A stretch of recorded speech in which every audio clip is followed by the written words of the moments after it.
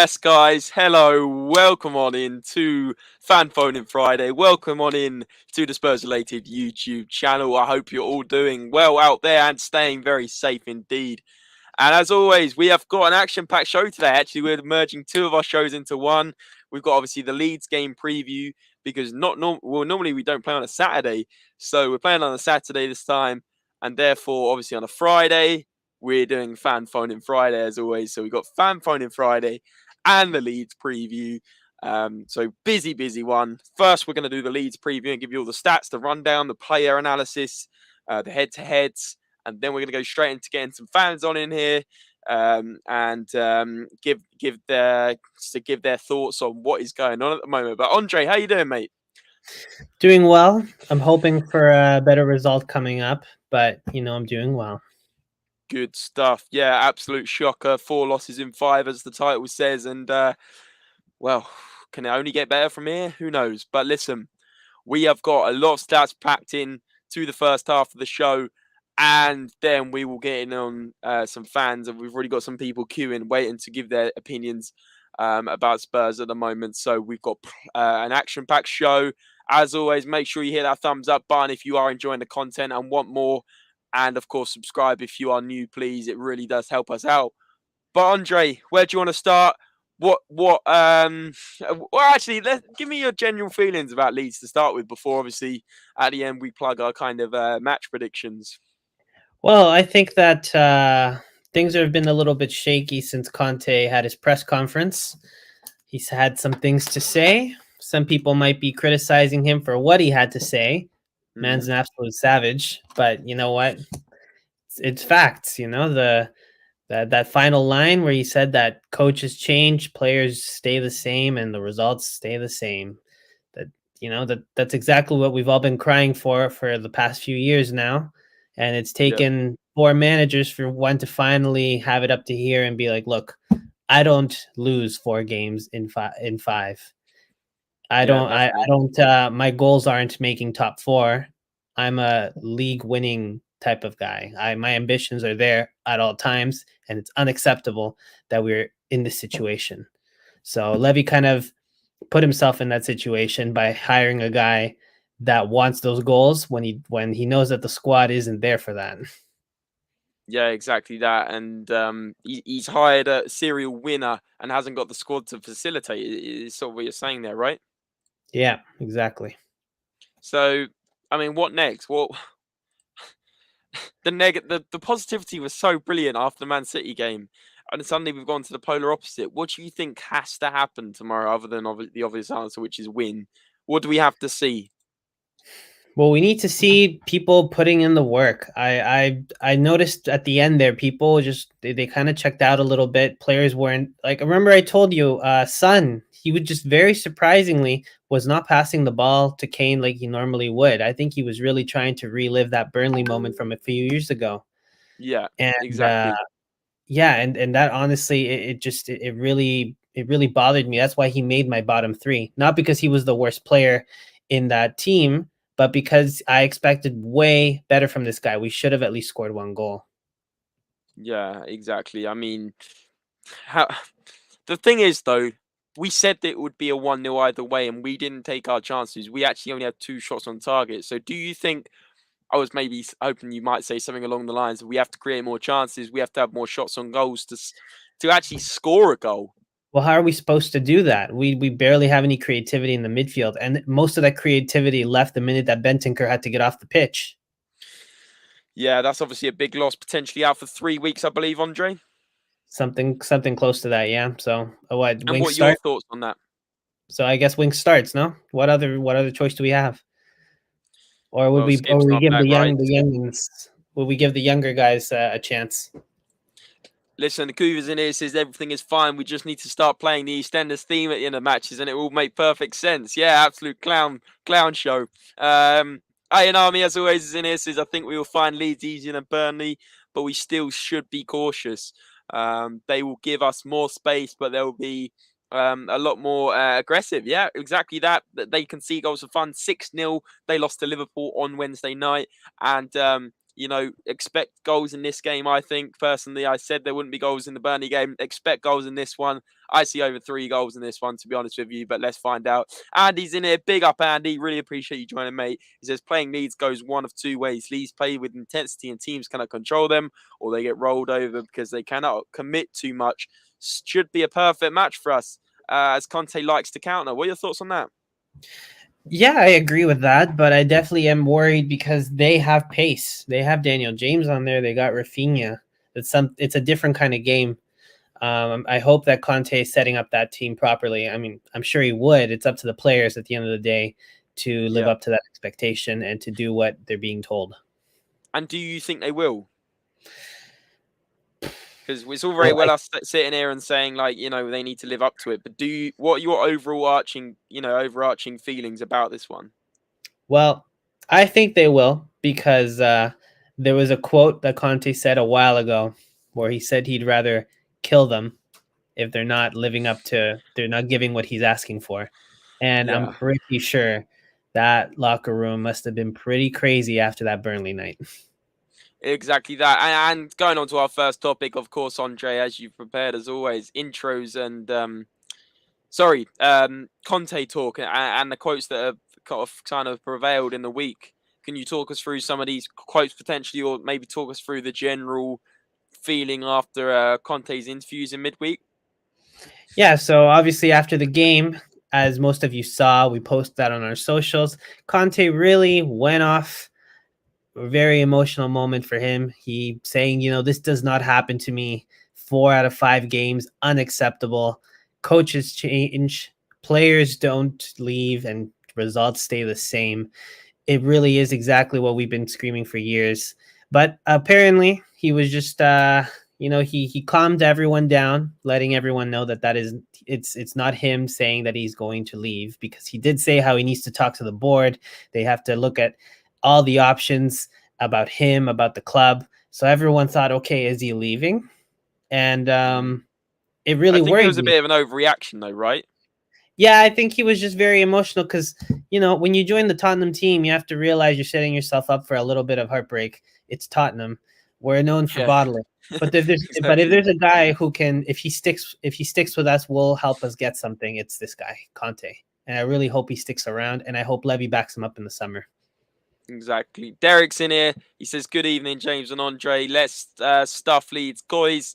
Yeah, absolutely love that positivity, Derek. As always, thanks for joining us. And if there's ever a team where you can score goals against an opponent, it has to be Leeds, right? So let's hope we can get our teeth stuck in on this one. Andy Midge says, "Imagine Daniel James against Romero. He'll get bodied like an 8-year-old every time he comes anywhere near Romero." Love that. Yeah, exactly.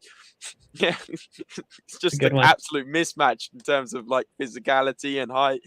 Ayanami saying Sky once again twisted people's words against us, and why are we not surprised? We sit here saying this all the time, that Sky and the modern day media twist everything, which is why, by the way, on a more serious topic and maybe one that has woken a lot of people up in terms of maybe football not being everything in life, and obviously the world and the problems going on in the world at the moment. Obviously our thoughts and prayers are with Ukraine, but obviously the reason I'm saying that is because at the end of the day, you can't believe everything you see on social media with that, and the media will twist a lot of things to do with the actual facts of that. So that's the reason why I'm saying that, is because the media will twist as much as they can, or certain bits on, especially on social media, which is why you should follow Spurs Related for all the latest sources and all the up-to-date information and correct information, because also there's a lot of Spurs sources that will twist what Conte said as well. And actually, you have to read the facts before you get clickbaited into reading an article that's complete and utter bullshit. So putting that straight, Andre, what do you think of what I just said there? Does that make sense? Oh yeah, I agree with that. We try and stay 100% to the facts, what the quotes say. We don't try and get it twisted. We don't try and build a narrative off it. What he says is what he says. And then if you got something more to say, if he wants to clear something up, that's up to him. And we'll update you guys on that. But we're never going to build a narrative off of it. Exactly. Listen, Andre, have you got any quotes ready for the guys in terms of what Conte said, or or would you rather just move on and talk about the Leeds Uh, players? well, the main one that he was saying today is he says, when I lose, if you expect that I am happy or to come to a press conference and laugh, I'm not this person. I'm sorry if Mm, I show my disappointment because maybe it would be good to keep this inside and not show my emotion, but I'm an honest person. And he said that many times when the day that they lost against Burnley too, that he's an honest person. I think it was more about the fact that he was saying that he's not the kind of guy to just accept the salary that he's getting and just be happy prancing around losing, winning, losing, winning. He wants to win, and that's what he was brought in to do. And he's almost doubting himself because he's like, maybe I'm not that good. I thought I could, mm. But again, I really hope he doesn't blame himself too much either, because it doesn't take that much analysis to realize that Tottenham needs better players. Yeah, exactly. It doesn't take an expert, exactly that. And like you said, he's not going to come to a press conference and literally try and be happy about something that's going wrong. 4 losses in 5. It's real dire times for Spurs at the moment, and we've seen it before. But he's right. Why would he come to the press conference and make jokes and laugh? He's going to be serious, and that's why he's had to say he's going to talk to the board. And if he's the problem, then he's saying, well, if it's me that's the problem, then fine, I will move on, kind of thing. He's kind of implying, but he's also saying, but we Spurs have several managers, but the players don't change. If that's ever a factor and a wake up call to Levy to buy some players in the summer, then you've seen it there, right? You've seen it there. That's exactly what needs to happen. But listen, Ayanami said, I honestly don't believe Conte will leave before the start of next season. Next season, however, is a different story. Everybody knows this, but whether he gets backed or not will have a domino effect. Very good point, Ayanami. But listen, 100%. Andre. I think that's enough about Conte now. I think we all have got the picture, and obviously we covered a little bit of it after that Burnley game.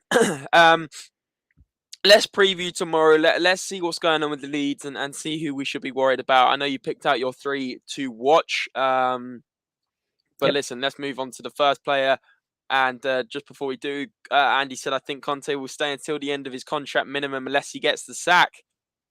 That would be, you know what, if if Tottenham sacked Conte, that would just be embarrassing, especially with no trophies won.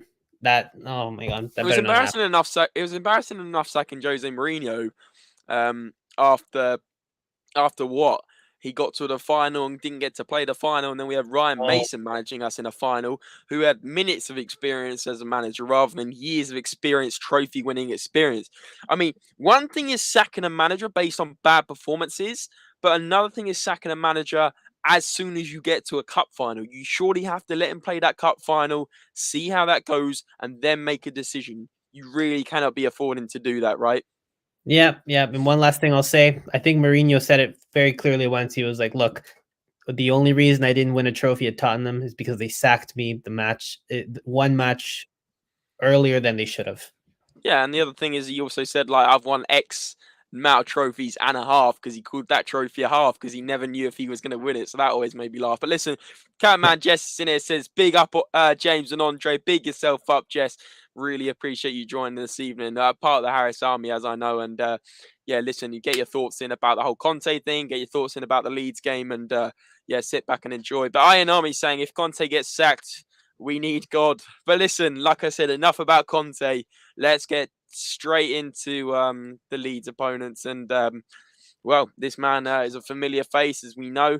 Actually, that picture looks like it's at the Tottenham Stadium when we played them in November, when he actually scored, and we ended up winning 2-1 with a regular winner. But listen, Andre, what have we got to worry about with Dan James? Is he on fire, or is he just someone we should be concerned about? So in his last 5 matches, he has actually scored 2 goals and 1 assist. His 2 goals were against Villa, and his 1 assist was against Manchester United. The team in general has not been very good. They have a lot of losses recently, but this guy, he's very versatile. He played at Manchester United for a reason. They wouldn't have a player that, well, I mean, that's debatable now, but they wouldn't have a good player on that team, if they wasn't good. And this guy, he's played left wing, center forward, and right wing throughout the whole season. Mm-hmm. So he could be placed in any of these positions to bring on another player. So that's why I've put him in my top 3 players to look out for, because I think if they need to change something, the guy was still going to stay on. He's not going to get subbed off. They'll just switch his Okay. position where they think that the pace might be worth sort of charging in, maybe on the left wing or on the right wing. All depends. Or he could just be up front by himself with more support at the back. We'll see. But at the moment, he's got in 26 matches, he's scored just 4 goals, 3 assists. But again, he's going to put a lot of pressure with that pace. But as I think a comment said, Romero, if he gets placed on to be marking him, he's just going to be bullying him, I think. Yeah, absolutely. Yeah, what you're saying is he's kind of a handful, right? He can be a really good player, can be a real threat, as we saw in the previous fixture when he scored and got through our defense quite easily. And I believe it was a tap in, but at the end of the day, he was right place, right time, and was causing problems, especially in that first half when Leeds did dominate us. I think Leeds have gone backwards even since we played them in November. I really think they're out of form. However, that may mean actually that they're so desperate for a point and so desperate to put things right after a 6-0 loss at Liverpool. This guy could be a problem, especially if our wing-backs aren't on form, as we know they haven't been, especially with Emerson and Sessegnon maybe putting in, well, not even maybe, they did put in an awful performance against Burnley. So, I mean, it's definitely one to worry about. Like you said, he could potentially even switch wings and cause problems. So, listen, I think you're spot on. Dan James is probably one of their biggest threats up front, especially with Patrick Bamford being injured as well. And Rafinha, obviously, and they actually benched Rafinha against Man United, which was absolutely unbelievable. But listen, um, guys in the comments and watching, please get your thoughts in about Dan James. I think he's a very hit and miss player. That's how I describe him. When he's on form, he's a real threat. When he's not, he's nothing to worry about. He kind of only has one dimension, which is pace, run down the wing, cause that problem. But if he can cause a problem against Emerson or Sessegnon, or even if Reguilon comes back, like I said, that is where it could be a real problem for us and we could really struggle. But listen, Ayanami says he has proved to be a good player. A solid structure is vital to keep him quiet. If we find pockets of space, he will run through and he will provide a threat. Exactly this. This is what I mean. If our wing backs aren't alert, or even like the likes of Ben Davies, even Romero, if he's not up to the task, this guy will cause problems. He will get through. He will put low crosses in, and that's what we need to be concerned about. Bobby K's in here says, "Big up, lads! Happy Friday to everyone, and to you, and to everyone. Happy Friday! Thank goodness it's the weekend, and we've got Spurs to look forward to. Well, not even in 24 hours, less than 24 hours, maybe about 18 hours time. But listen, happy Friday to everyone." He says, "Let's get that 3 points that we desperately need tomorrow, boys. It's a must win. It really is a must win tomorrow.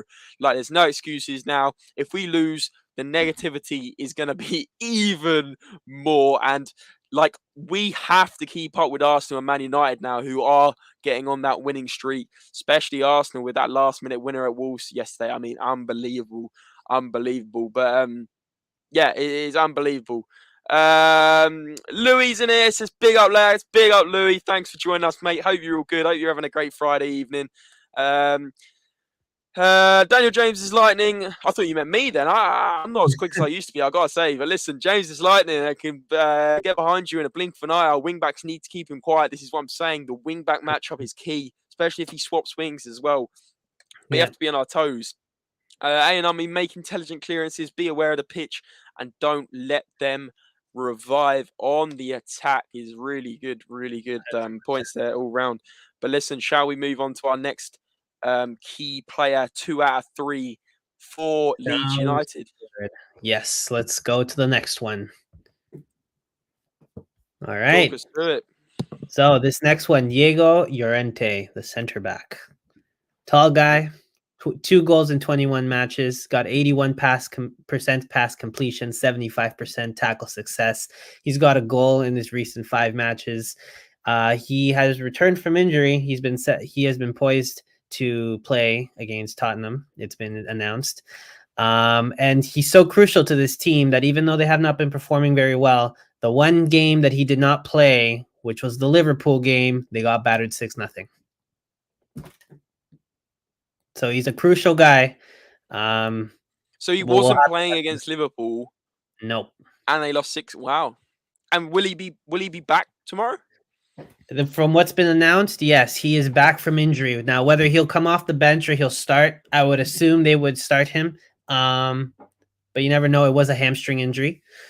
That remains to be seen. But the fact that Okay. it says that he's back from injury. That's why I've put him on here. He's a decent player. He's the backbone of that team, Okay. regardless of the fact of how they've been performing. But clearly, the minute he's not there, they are absolute trash at the back. Okay, yeah, it's especially 6-0, but you got to take it with a pinch of salt with it being Liverpool. But listen, Ant is in the building, and welcome on in. Thank you for joining. Hope you're well, and don't think I've seen your face before. But listen, absolute pleasure to have you here. If you're enjoying the content, please do hit that like and subscribe. And JG's actually back in here. Haven't seen you in a while, JG. Hope you're doing well, my friend. He says players are always back for us. Um, Listen, I mean, going on that point, the fact that Benson is injured is obviously a massive downer for us. And just when we start to look at our best starting 11, we start getting injury hits. But Bobby K saying, let's not speak about that filth, please. Things tough enough for us right now. Uh, I'm guessing Bobby's behind, and he's talking about the stuff in the other parts of Europe. So listen, I guess Bobby's behind, but personally thought they were like headless chickens versus Liverpool, giving away pens and making mistakes just like us when we missed Dyer. Yeah, really good point, Ayanami, actually. Really good Yeah. point. Well, they are missing some key players, which we will mention during the injury news bit that we'll have. But let's move on to the next player, which is no Got you, Bobby K. surprise. Got you, Bobby K. He meant about Arsenal, yeah. But at the end of the day, Uh, we have to compare our top four rivals at the moment. And actually, Arsenal are in the driving seat, whether we like it or not. But listen, as Andre said, let's move on to that third and final player. Andre, no absolute surprises here. Who we've yeah, got here, by the way, absolute fire image. I've got to say, he's it's a cool image with the smoke in the background. I don't know if that's his breath or like. I believe that's his breath. But yeah, very amazing, very great picture. I was like, we got to use that one. Yeah, yeah. Uh, Listen, and that kit's nice. I like that kit. It's kind of like a burgundy red rather than the sort of Arsenal red. Saying that yeah, Arsenal sort actually of, used to have sort a kit of. like that in 2006. But anyway, going Uh-huh. back to the Rafinha. Well, I mean, it's a nice cold picture, just like his the way that he is. He will get in there and score. He is their top scorer right now. 29 matches, 9 goals, 2 assists. His pass completion and his tackle success is not very good. 69% pass completion, 52% tackle success. So it really Mm, all just is about what he does in front of the box, in front of the net. So let's try and keep him out of there. Do not let him near that net because he will have a shot and a cracking shot at that with his pace. At hmm the moment, his in the last 5 matches, he has 1 goal against Manchester United. He is tied for 5th in highest goal scored in the Prem right now. To put it into perspective, Ronaldo and Son are also tied for 5th. Wow, So wow. definitely something He's to up keep there. in mind. Yeah. Mm, he's really up there. Yeah, good point. For me, just a little bit about Rafinha. For me, he's too good for Leeds. The fact that Bielsa left him on the bench against Man United is absolutely unbelievable. And he's just tricky. He's good with the ball, close dribbling, fast, great agility, can beat a player, can get a ball in the box, and can also contribute to the goals as well and shoot from range. This guy, for me, has pretty much got it all for what you want in a winger and an attacking player. I actually see him as almost like an upgrade if we were to like get rid of Lucas Moura. That would be sort of how I compare him. Imagine Rafinha, Kane, and Son. That could cause some real problems. And listen, that really would be awesome. And listen, Leeds could go down. Leeds are really in bad form. They could Yeah. really go on an even worse spell and potentially be relegation battles kind of stuff. Well, they already are. And Mhm. listen, if they get relegated, he's 110% going to be moving. I think he's going to be moving anyway. I think he wants to, even be playing in Europe, playing in European leagues, playing in, the Europa League or maybe even the Champions League. But listen, this guy is a decent player. I kind of, in a way, he's a bit like his Brazilian companion in Anthony from Ajax. What a player he is! Great with the ball, really good first touch, great dribbling, got that speed. That's what Anthony's like for Ajax. He's almost like the Premier League version of him, if you like, but probably a bit better in quality. And And listen, Rafinha is one we have to watch out for. I would say he is their target. He is their main man, especially without Patrick Bamford. And, you know, this guy has to be tightly marked, maybe even double upped on. But these wing backs, again, like Dan James, cannot be slacking against this guy because he will cause them problems. He will really attack down those flanks and be tricky and want the 1-2s, run down the line, get balls in the box. And at the moment, the communication between the defenders, what I saw on Sunday against Man City was brilliant. But against Burnley, we were still a bit shambolic. We were still a bit headless chicken, like you said, Andre. It's just all a bit all over the place. And for me, we really have to watch out for Rafinha. If I was to predict a lead scorer, I would say Rafinha. For me, he is the one we really, really have to watch out for. 100%. And I think the fact that he's pacey, Daniel James is pacey. That's a lot of speed for those defenders. They better be on their tip top shape there, because if one of them is not holding that line properly and someone plays them onside, it is done. Yeah, absolutely. Absolutely. And I think that concludes our preview, other than the head to head and the score predictions, Andre, as we always do. But listen, head to head, what are we talking for the head to head stats there, Andre? Well, at the moment in their last 5 matches, they have 4 losses and 1 draw. That's the state that they're in right now. But it would be, and again, not to throw in the negativity here, but it would be the Tottenham way to Yeah. give them that morale boost to make that relegation battle interesting, because at the moment they have some games on hand. And I've been saying to a couple of my buddies up here in Canada that I don't think Burnley is going to go down that easy. A lot of people are writing them off. They have games in hand and they're making the most of it. They really are being very resilient. And now it's looking more like Leeds is the one that's going to have to try and make sure they get some points out of this. Yeah.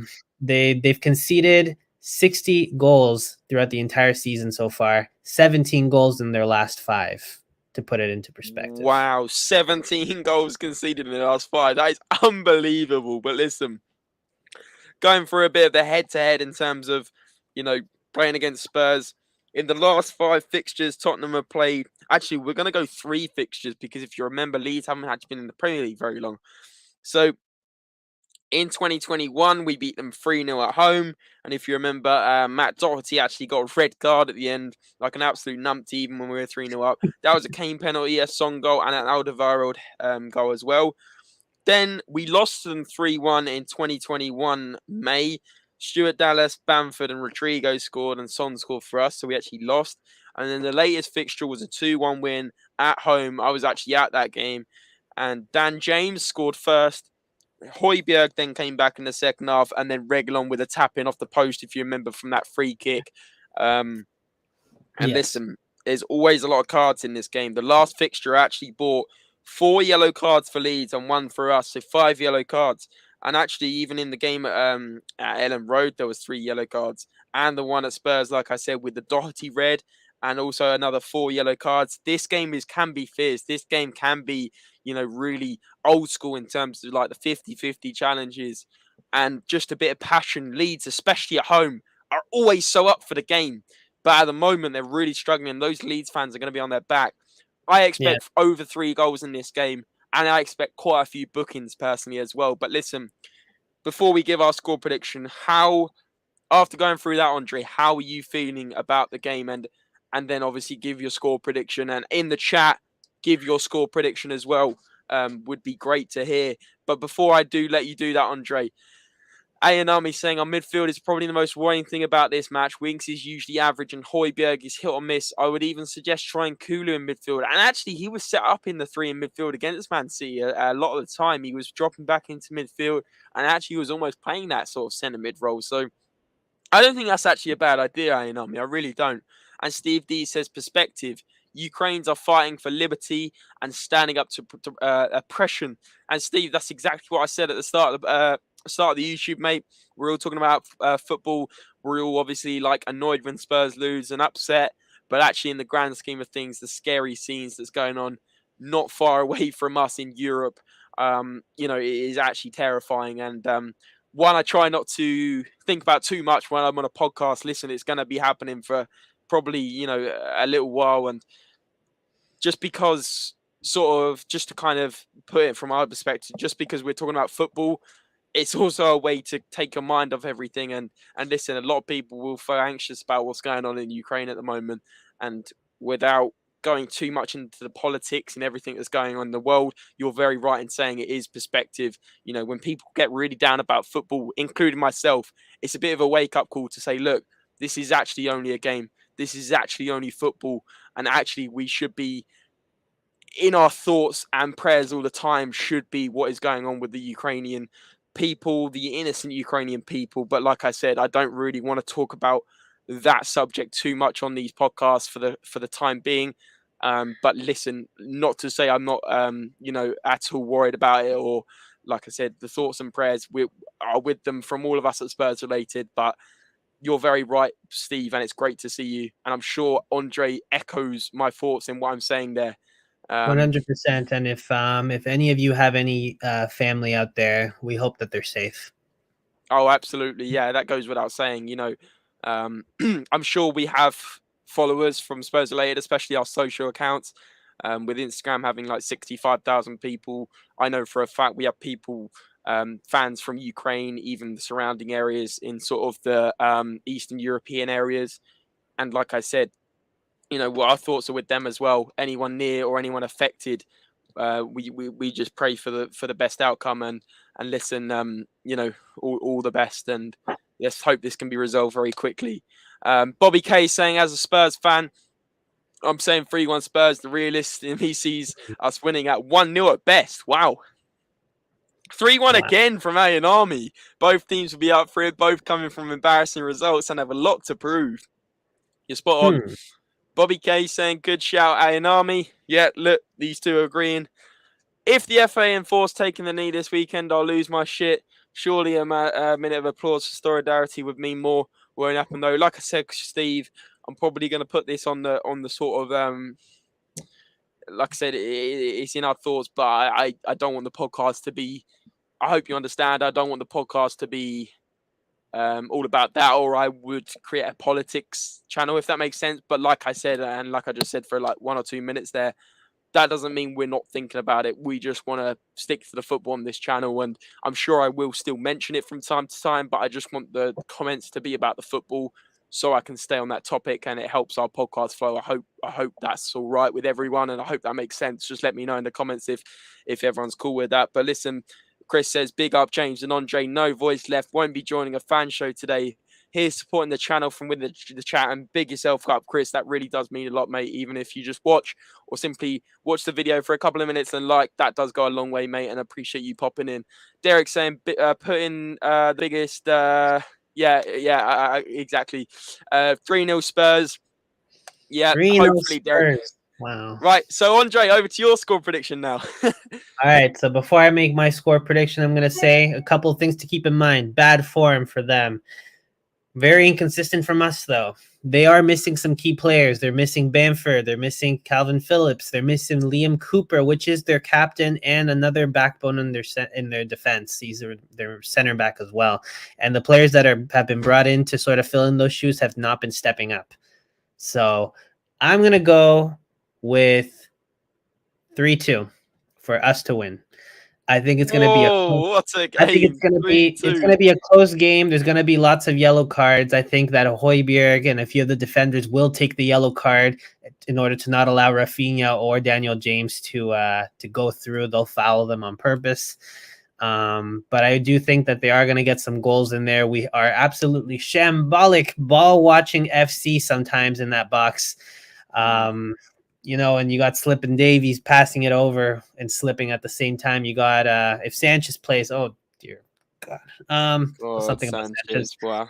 But I do think it's going to be a high scoring game. It will be a fun game. I do think that the boys will step up, especially with the fact again that one of their main center backs is not there, which is Liam Cooper, and we'll see how Diego Llorente plays, if they even risk playing him the full match, having returned from a hamstring injury. So that's good my prediction. Good How about point. you, Three James? two though. 3-2 though. That is a mad score, and you're expecting a really mad game there. But listen, I'm going for. I've been thinking it for a little while, and this is what I'm saying. I'm actually agreeing with the boys, Anami and Bobby, on this one, and this is the score I had in mind before I came on here. I'm going for 3-1. Reason being, I think, like you said, Leeds conceding, was it 17 goals in 5 games? They're leaking goals for fun. That's an average of 3. I think we're an average team, so I'm going with the 3 of an average. And I think Leeds will probably get one. We'll probably do some silly mistake, whether it's Ben Davies, whether it's if Davinson Sanchez somehow features, or whether it's Emerson.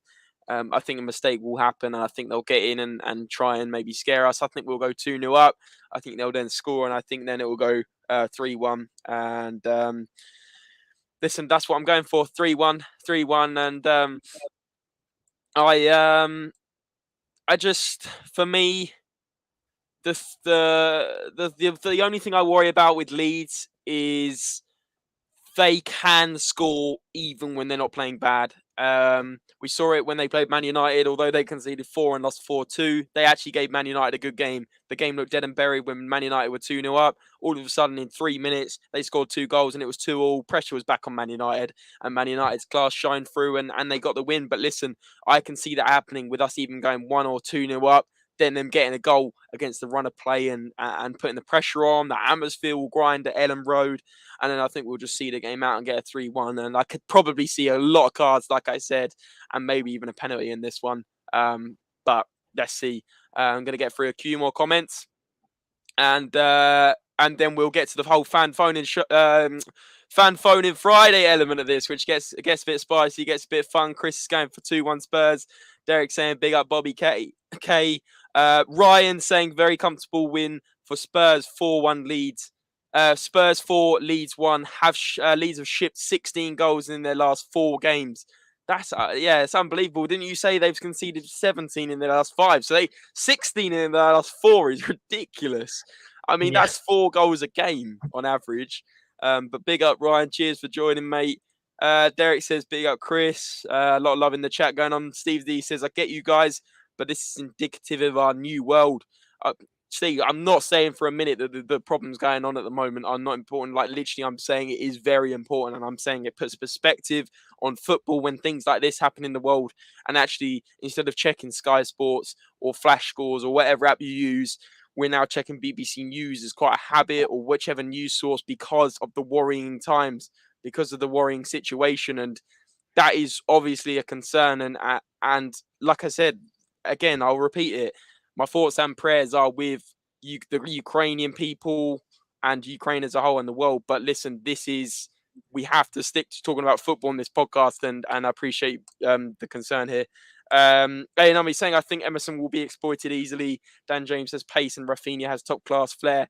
Doesn't matter which one plays on which wing, he will struggle. But listen, they probably will swap wings as well to cause problems. Chris saying big up Derek. Hey Derek, hope you're well. Big up the legend Bobby K. A lot of chat in this chat. Is great. Finley Walker, big up Finn. Hope you're well, mate.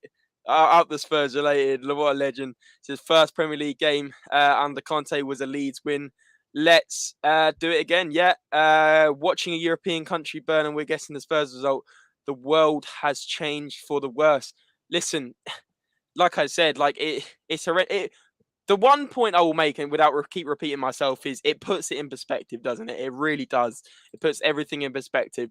Only problem tomorrow is Winks is playing. It's probably not the only problem. We've still got Emerson to worry about and all that kind of stuff as well. True sets you free. Big up. Thanks for joining, mate. He says, great show. Smash the likes and subscribe. Echo your thoughts, mate. And it's great to see you. It's been a little while, but really appreciate you joining. Chris says, we're all aware in our thoughts, but what's happening in Ukraine has no bearing on the Spurs podcast. Exactly what I'm saying.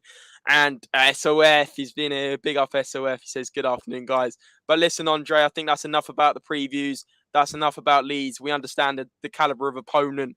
And let's be honest, just because Leeds are leaking 16 goals in 4 games, like Ryan said, and 17 goals in 5 games, it doesn't mean they won't score themselves. So if we struggle to score in a day, Leeds are never shy of a goal. Like, that's for sure. That's always been the case with Leeds. They always have to outscore the opponent.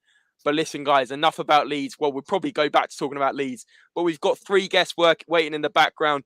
I'm going to introduce them all individually, but we're going to do a discussion one today. I feel like that's the best way to do it. We're going to have a panel of about 5 people. It's going to be a great debate, great talking points. And if you do want to join the debate and get in here, I'm actually going to smash the StreamYard link in here.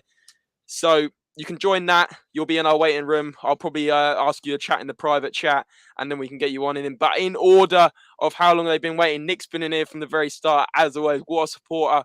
I am going to bring in Nick, a.k.a. Kane, the long shot. Kane, the long shot is here. Nick, how are you doing, my friend? How's things? Big up, boys. Always happy to be here. It's always great to have you here, mate. Always great. Yeah, been a really interesting week. I think that's I the best that can be said. You know, the joys of victory, the agonies of defeat. But yeah, no, eyes to the Leeds match and positive, man. Always got to stay positive. Yeah, exactly that. You got to stay positive and before obviously we get your score prediction, which we'll do kind of when we collated everyone in and their general thoughts. How are you, very briefly, seeing Leeds as an opponent? Are you worried, or do you think this is the perfect game to kick things back on track?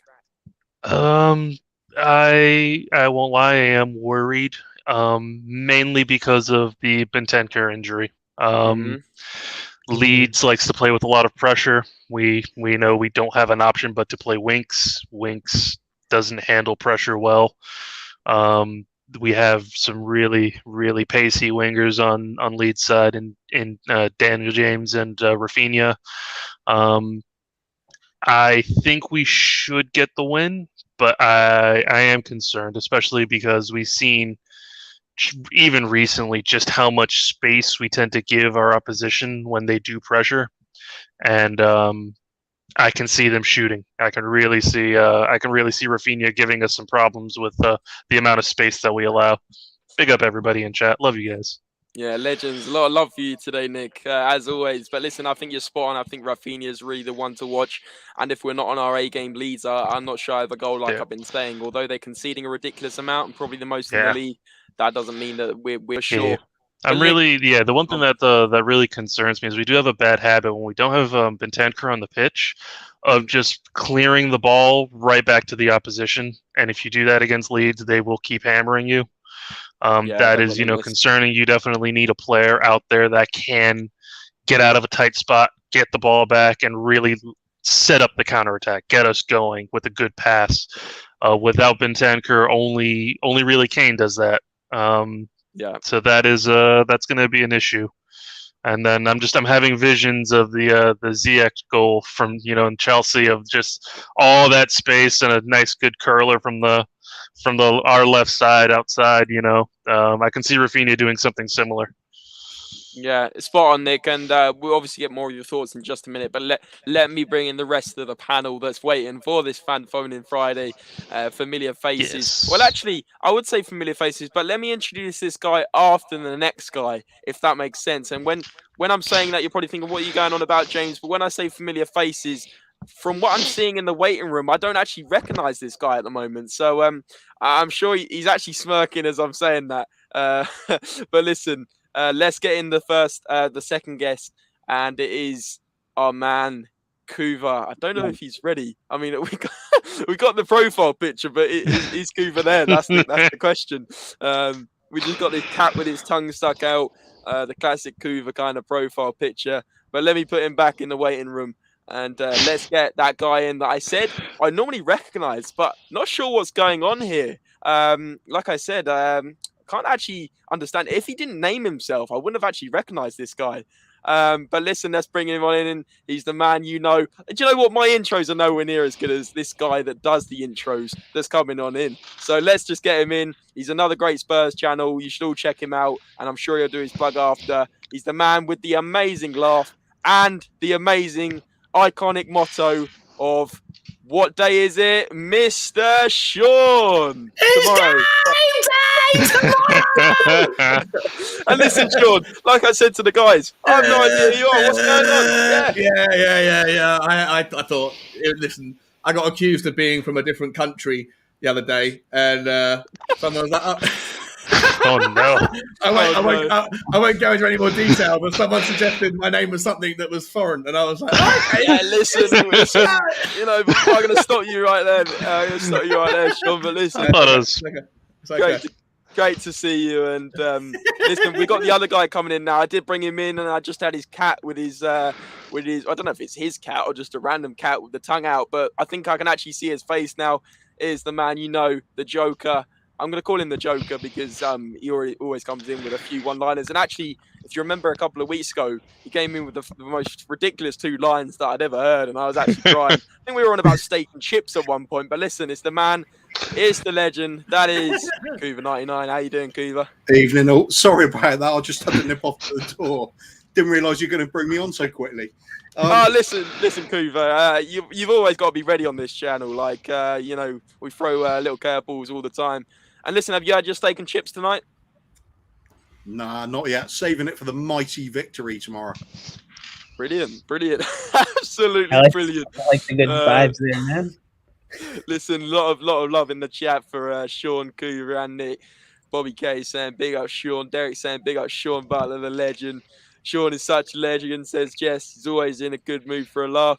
And by the way, I've got to say, Sean, but when I was watching the watch along at the end of Dave and Jack was so gloom and doom, and you even when they were signing off were going, "Come on, guys, it's not that bad." It's just like you're like the annoying orange, but it was hilarious. It was absolutely hilarious. Listen, the annoying orange, yeah, fantastic. Never been called that one before. Listen, actually, I thought that was the lineup, but actually, we've got one more guest waiting. I think he's on his way to work as always. He's wearing that iconic like shirt and tie look. He's got that cap on. Let's bring him on. Maybe it's not going to be a long appearance, but it's always a great appearance from the man across the pond with Andre, Mr. Canada, Mr. Bobby K. How you Bobby doing? K. Well, good afternoon, gentlemen. Good afternoon. I see Kuva, Sean, and Nick in here, and we got James and Andre already leading the score, so I gotta jump in and say my hellos and good afternoon to everybody quickly here before the fun starts over here. No, big yourself on, mate. Thanks for joining. I'm at work. Yeah, I drive bus for the city of Toronto, so I'm just outside right now. I'm just waiting for. We have shuttle buses that kind of take us to our location, so I'm just about to hop on that right now. So unfortunately, I'll have to jump out soon and finish this later on in the evening. But I see my new partner in crime there is center stage, and Kuva, I'm sure, will get in there and stir the pot for me since I won't be there to do it. You're already on your 15th stream of the day, aren't you? This is my 7th. This is only my 7th. Kuva, you're just as bad as I am because you're just as bad as I am because you love these guys as much as I do. You know what? This is like I've said 1,000 times already. This is the great thing about this community. Everybody's intertwined. All the channels support each other. All the people in the chats are in the same channels and stuff like that. And that's what's great about our community. We go down together and we lift together as well, right? So. Listen, Finn saying get on with it. I'll be getting in there. I've got my friend here showing me his flashy new ride first. No, figure yourself out. Go and say coys to him. Make sure he supports Tottenham, and if he doesn't support Tottenham, he's not a soccer guy, but I'm trying to convert him. Yeah, got you. But listen, Bobby. Cruelty. But listen, Bobby, I know it's a short appearance, and it's great to hear from you as always. But listen, before you get on those buses and drive those buses around Toronto, we're going on the Spurs bus, the prediction bus. What is your prediction for the 3 points at Ellen Road? And I've said 3-point bus because actually you can't predict a loss or a draw on here. So listen, what's your prediction? Well, you got to be positive, James, and that's the way I am, and that's the way every Spurs fan is, and that's why we're, on such a roller coaster ride in life because we go into these games expecting the 3 points and then we come out with nothing sometimes. So I'm going to remain optimistic even after the last result and stick with my 3-1 prediction. At very least, I'm hoping at least a 1-0 win and 3 points. And like I said last time, that I don't care how they do it. I don't care what formation they use. I don't care what players they use. I don't care if they bring in fans from the stands. Let's just get that damn result. That's all it's about right now. Exactly that. So you're going. Do you say 3-0? I went 3-1. 3-1. I don't think we don't have the ability to keep a clean sheet right now, so I want to be a bit of a realist in my prediction as well. So with Winks out there, that's that's either a wonder goal for us or a giveaway for them to come in and score. So we'll all see which Winks shows up tomorrow. That's really the question, right? So. Yeah, absolutely. And I love the positivity. I've actually gone 3-1 myself as well. And listen, a lot of the people in the chat are saying 3-1, so it seems to be quite a common score prediction. So, I can't wait for us all to be wrong. No, joking aside. Listen, I think it's quite a common one. But we'll go around the clock in a little bit. I know Kuva and Sean, I believe, I could be wrong, have a little bit more time. But I thought I'd just get your prediction, Bobby. And I know you got a dash, and I always appreciate. Yeah, I appreciate that. I'll jump out now and let you guys carry on. And Kuva, if you don't mind carrying the torch for me, brother. And if you can stir the pot a little bit, okay? Don't just keep it all serious, okay? Stir the pot up. Let's have a little bit of fun. We need reasons to smile as well. Yeah, don't worry. You're a man that knows how to get people to smile. So. No, I'm dead serious, mate. No, that's Sean. Sean's always so serious. You never see the guy laughing at all. Sean's the quiet one. Yeah. Yeah. Look at that, you can see Sean's dimples now as well. Look, because he's shaved his beard off. You can see his full facial features. Leave me alone, James. Leave me I alone. think somebody's got a date night tonight. Good luck, Sean. I wish. Got a date with a pizza. Nice. I appreciate the time as always, guys, and I wish you all the level best. And keep going with this great channel and everything. And we shall all speak soon. To my compatriots there in the panel, listen, thank you very much, listen, guys. You say about the compatriots, Bobby. I'm going to bring in one of your other ones as well because I'm sure you might want to say hello before you leave. It's the man, the myth, the legend. That is Mr. No, he's not Brian. talking to you right now. He's big time now. Brian Dale's in the building. Brian, how you doing, buddy? I'm all right. How are you, Bob, brother? Yeah, I'm okay, man. I'm okay. But check your WhatsApp. I sent you some messages there, so let me know the score for next Sunday if you need me to come pick you up. All right? You're such a good man. I will. That depends. You might be in rehab for your YouTube addiction. You know what? I think it's 90 days. So right now I'm only on day 63. So I've got 27 more days of this addiction before I have to be checked in. Yeah. I should let you know, brother. But I think Ilana's coming to get me. Oh, yeah? Okay. Well, you guys so. let me know, okay? Everybody else, have a good day. Thank you, Finley. Appreciate it, guys. And we will speak soon. And hopefully after we get that 3 points tomorrow. Come on, you Spurs. Come on, you Spurs. Big up, Bobby. Since he's here, I have to say it. Levy out. Legend, mate. Thanks for joining, Bobby K. Right, Legend, man. Have a great day. Take care. Take care, mate. All the best. I've never actually seen 7 people in here, but we've actually got 6, so it's a nice number on the screens now. We've got an awesome panel. Brian, I've introduced the rest of them. Brian, how you doing, mate? Yeah, I'm doing good, mate. Just get ready for my fight war. I go back next Sunday at long last. I get back to go back to Andre's side of the pond, the good side. Well, this side's okay, but Canada's where it's at, mate. When people come out to see us in Canada, they'll see why I live there. So I'm very much. Listen, I've seen my wife for 3 weeks in the last 4 months. Wow. Like face to face, and it's about time I spend a hell of a long time with her. So I'm looking forward to that. Yeah, exactly. Something to look forward to, Brian. And listen, I know your stay was actually extended and, for all the right reasons. Well, not all the right reasons, but you've done the right thing to stay over and see your mate as well. And it's great that he's sort of making great strides to recovery. I know that's obviously close to your heart, but also you've also got to see, obviously, Tottenham and Man City. So in that respect, it was an absolute scenes trip for you. And, there is those good elements as well, amazing elements. But all the best with the flight next week. But listen, Brian, just quickly before I then go over to Sean and Kuva as well, what are your overarching thoughts for the game tomorrow and how are you feeling about the game? Are you nervous? Are you worried? Should we not be underestimating Leeds, or are you feeling quite confident about this tomorrow? You should always be nervous going into a game, especially at the moment. That's not At the moment, the team are playing. We had the result against Man City, but then we were brought back down to earth with a huge bump again.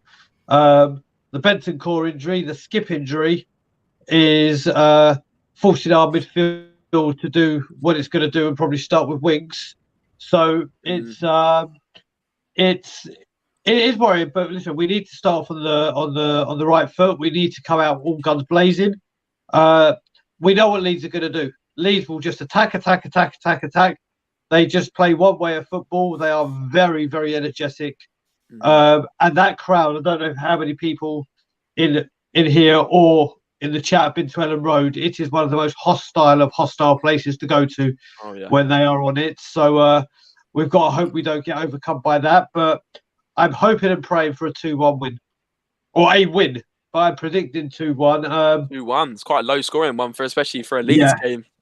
Yeah, I'm just good. So hopefully the defence will be able to deal with everything.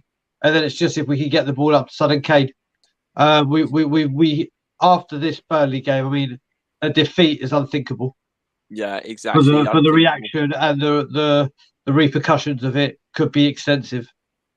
Yeah, absolutely. Especially with Conte's words of sort of a warning out, almost like that flare out to the board and saying, look, if I'm the problem, I'll go. And, you know, if you don't back me kind of thing in the summer and change these players, that he made it very clear. He was saying the managers are changing, the results don't change, but the players stay the same. And that for me is completely opening your leave saying, look, players the problem, not me, not the managers that have been there in the past, and certainly not other aspects. It has to be looked at the players at the end of the day. Mourinho doesn't get anything out of these players. If Conte doesn't, if Poch doesn't at the end, even Nuno, I know he wasn't quite on that caliber, but none of these players are getting anything out of these. And none of the managers are getting anything from players, and that has to be changed. But listen, I'm going to switch over to Kuva and Sean. I'm going to throw that out there as an open-ended question, guys. A bit like what I just said to ask Brian. How are you guys feeling for the game tomorrow? I know, Sean, you're probably absolutely buzzing and, you know, going to be absolutely going nuts on the pre-game shows tomorrow and everything like you normally do. But Kuva, I know, maybe go for Kuva first, actually. How are you feeling about the game tomorrow? I think it's going to be a crazy game. I'm looking at a 7-goal thriller, and I couldn't tell you which way it's going to go. Wow, 7 goals. There's just mistakes and key missing players both sides. Plenty of goals to be had in that one. Neither team's defending very well. Key points for me is who we're going to play at wing back, because I've got a strange feeling we might see Decky even start at right wing back, because Conte was not happy about the output we got in the last game. Let's think. But yeah, change on both fullbacks basically.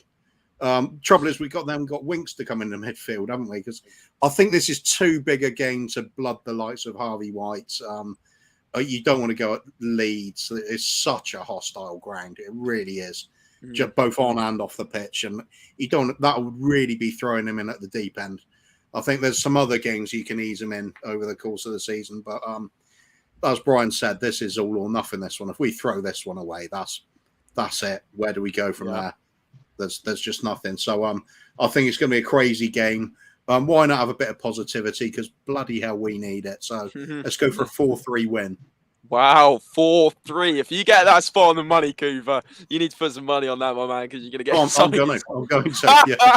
Yeah, I was going to say, that's out there, that prediction. Like, you're going for the standard 2-1. We're going for maybe a 3-1, like myself and Andre and a few people in chat. And then there's 4-3, 7 goals. I mean, you wouldn't put it past Leeds. But listen, over to Sean now. How are you feeling, Sean, about the game tomorrow? Are you pumped, obviously, as always, but are you maybe nervous for the implications that would happen if we did lose this game? Yeah, the only reason I did that, James, is because I'm one step ahead of Kuba. I've already had a bet on 4-3 Tottenham at 27-1, which really?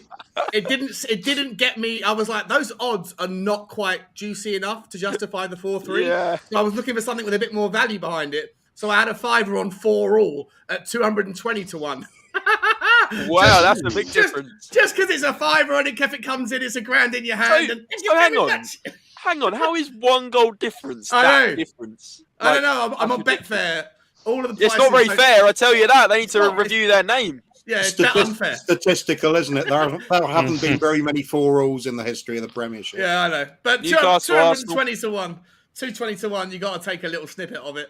And like I say, if it comes in, it buys me a new microphone or it buys something for the dog. So yeah, listen, and if it doesn't come in, then you've lost your Tesco meal deal for 4 days on the trot or something like that. So listen, it's not the end of the world. It's a good point.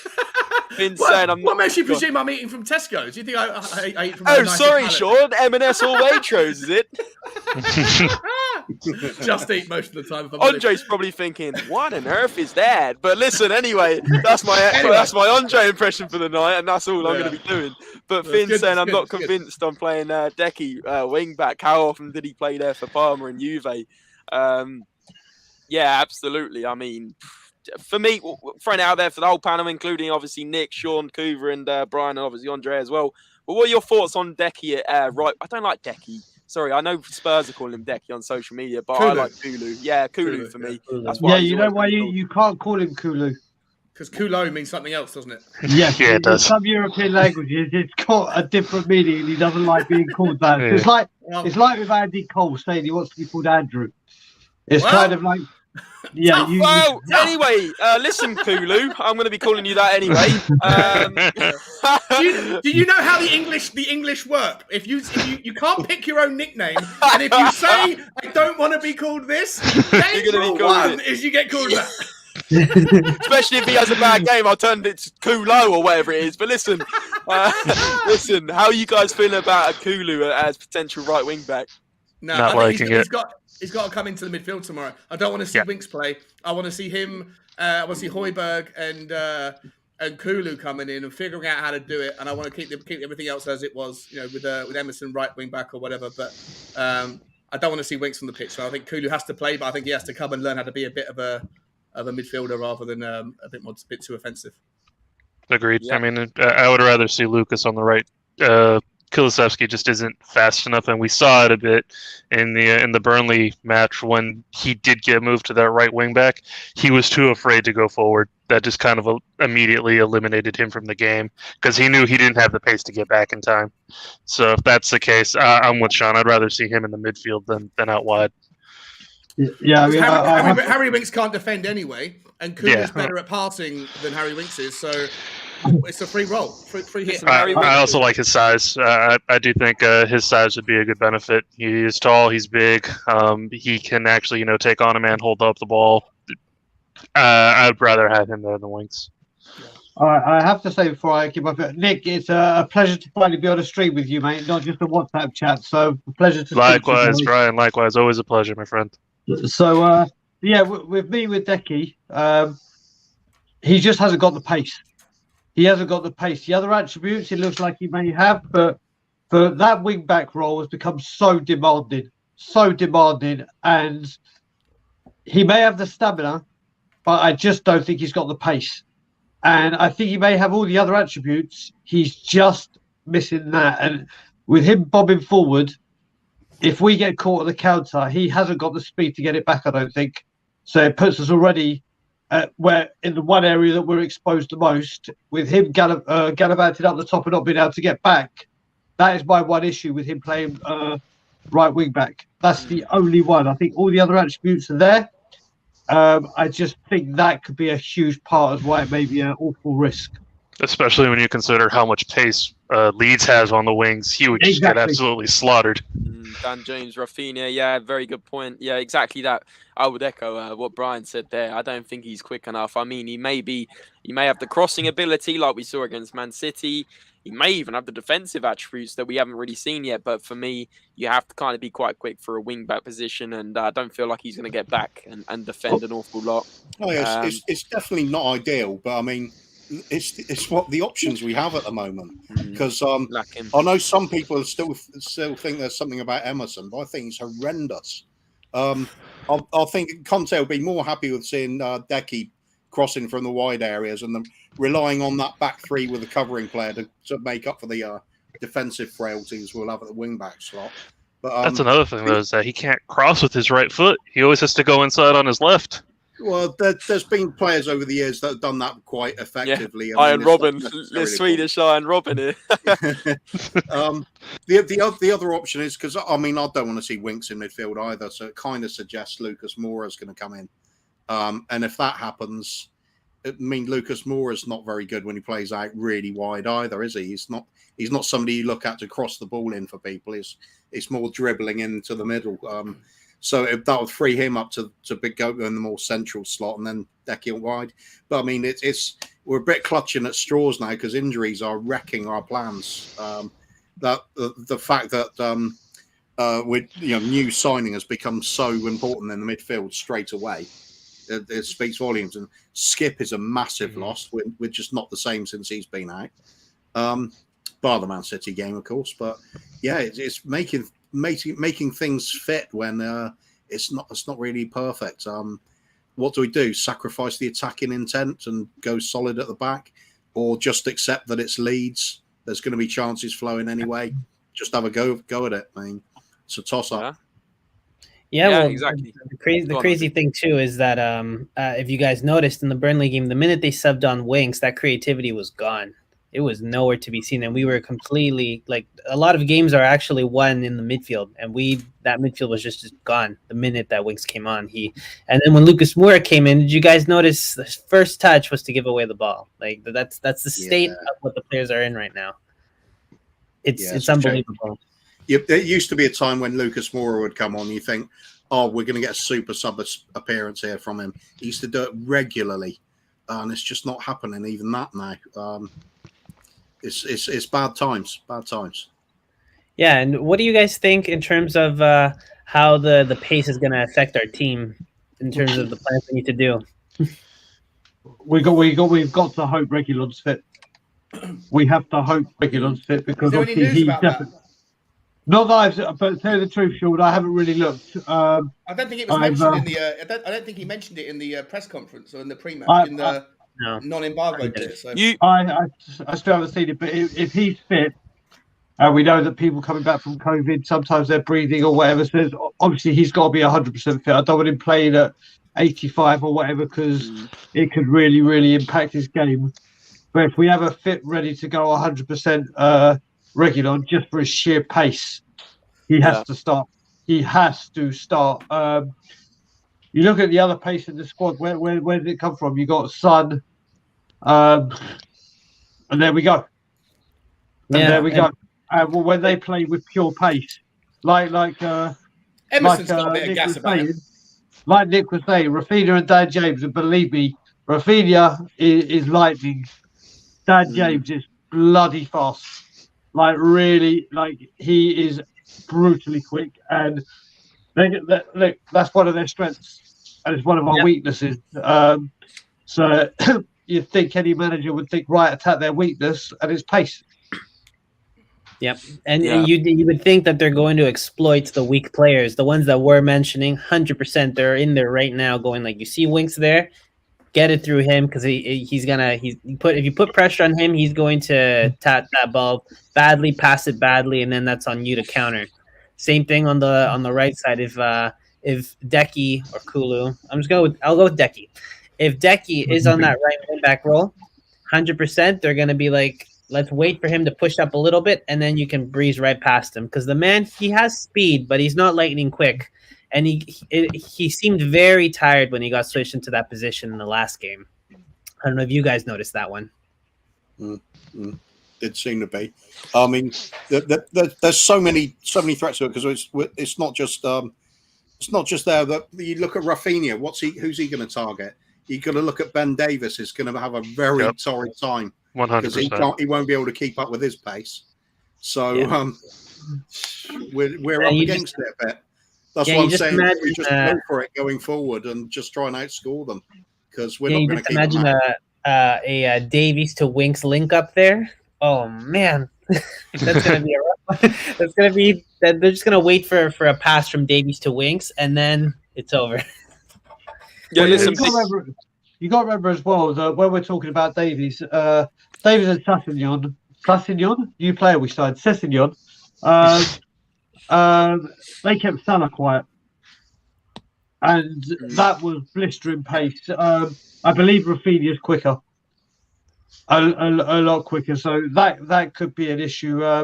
Thanks, Big Boss Man, for saying Reguilon is fit. That's refreshing. It's whether he starts because even when you know what, when Conte came in, someone asked me who do I think is going to be the biggest beneficiary of his coming, and I actually thought it was going to be Reguilon. Because it would be the wing back role rather than the back four that he played last season, and we would see a huge increase in his productivity, his form, everything. And for some reason, whether it be injuries or COVID or just fell out of favour for certain games, it's not quite got off to the start it did with Jose. So let's hope him coming back could be the start of it.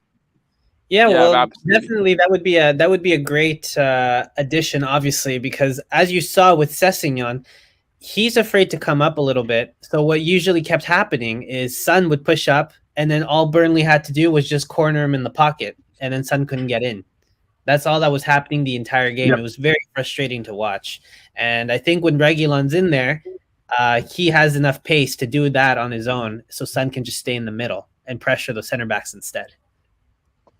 I mean, there's even a case to be had. So, do you play Sessegnon and Reguilon, and use Sessegnon as a man marker on Rafinha? Just literally take him out of the game, snuff him out like he did with Salah. But then who do you drop to make space for them both? Exactly. You know, Davies. Yeah, no. Davies. Do you risk that? I doubt it. Let's play with 12 players, Cooper. Yeah, Let's see if that will work. I might do it, mate. Probably be the best bet. Yeah, no, I don't think we'll see risking dropping Davies to put a Cess there.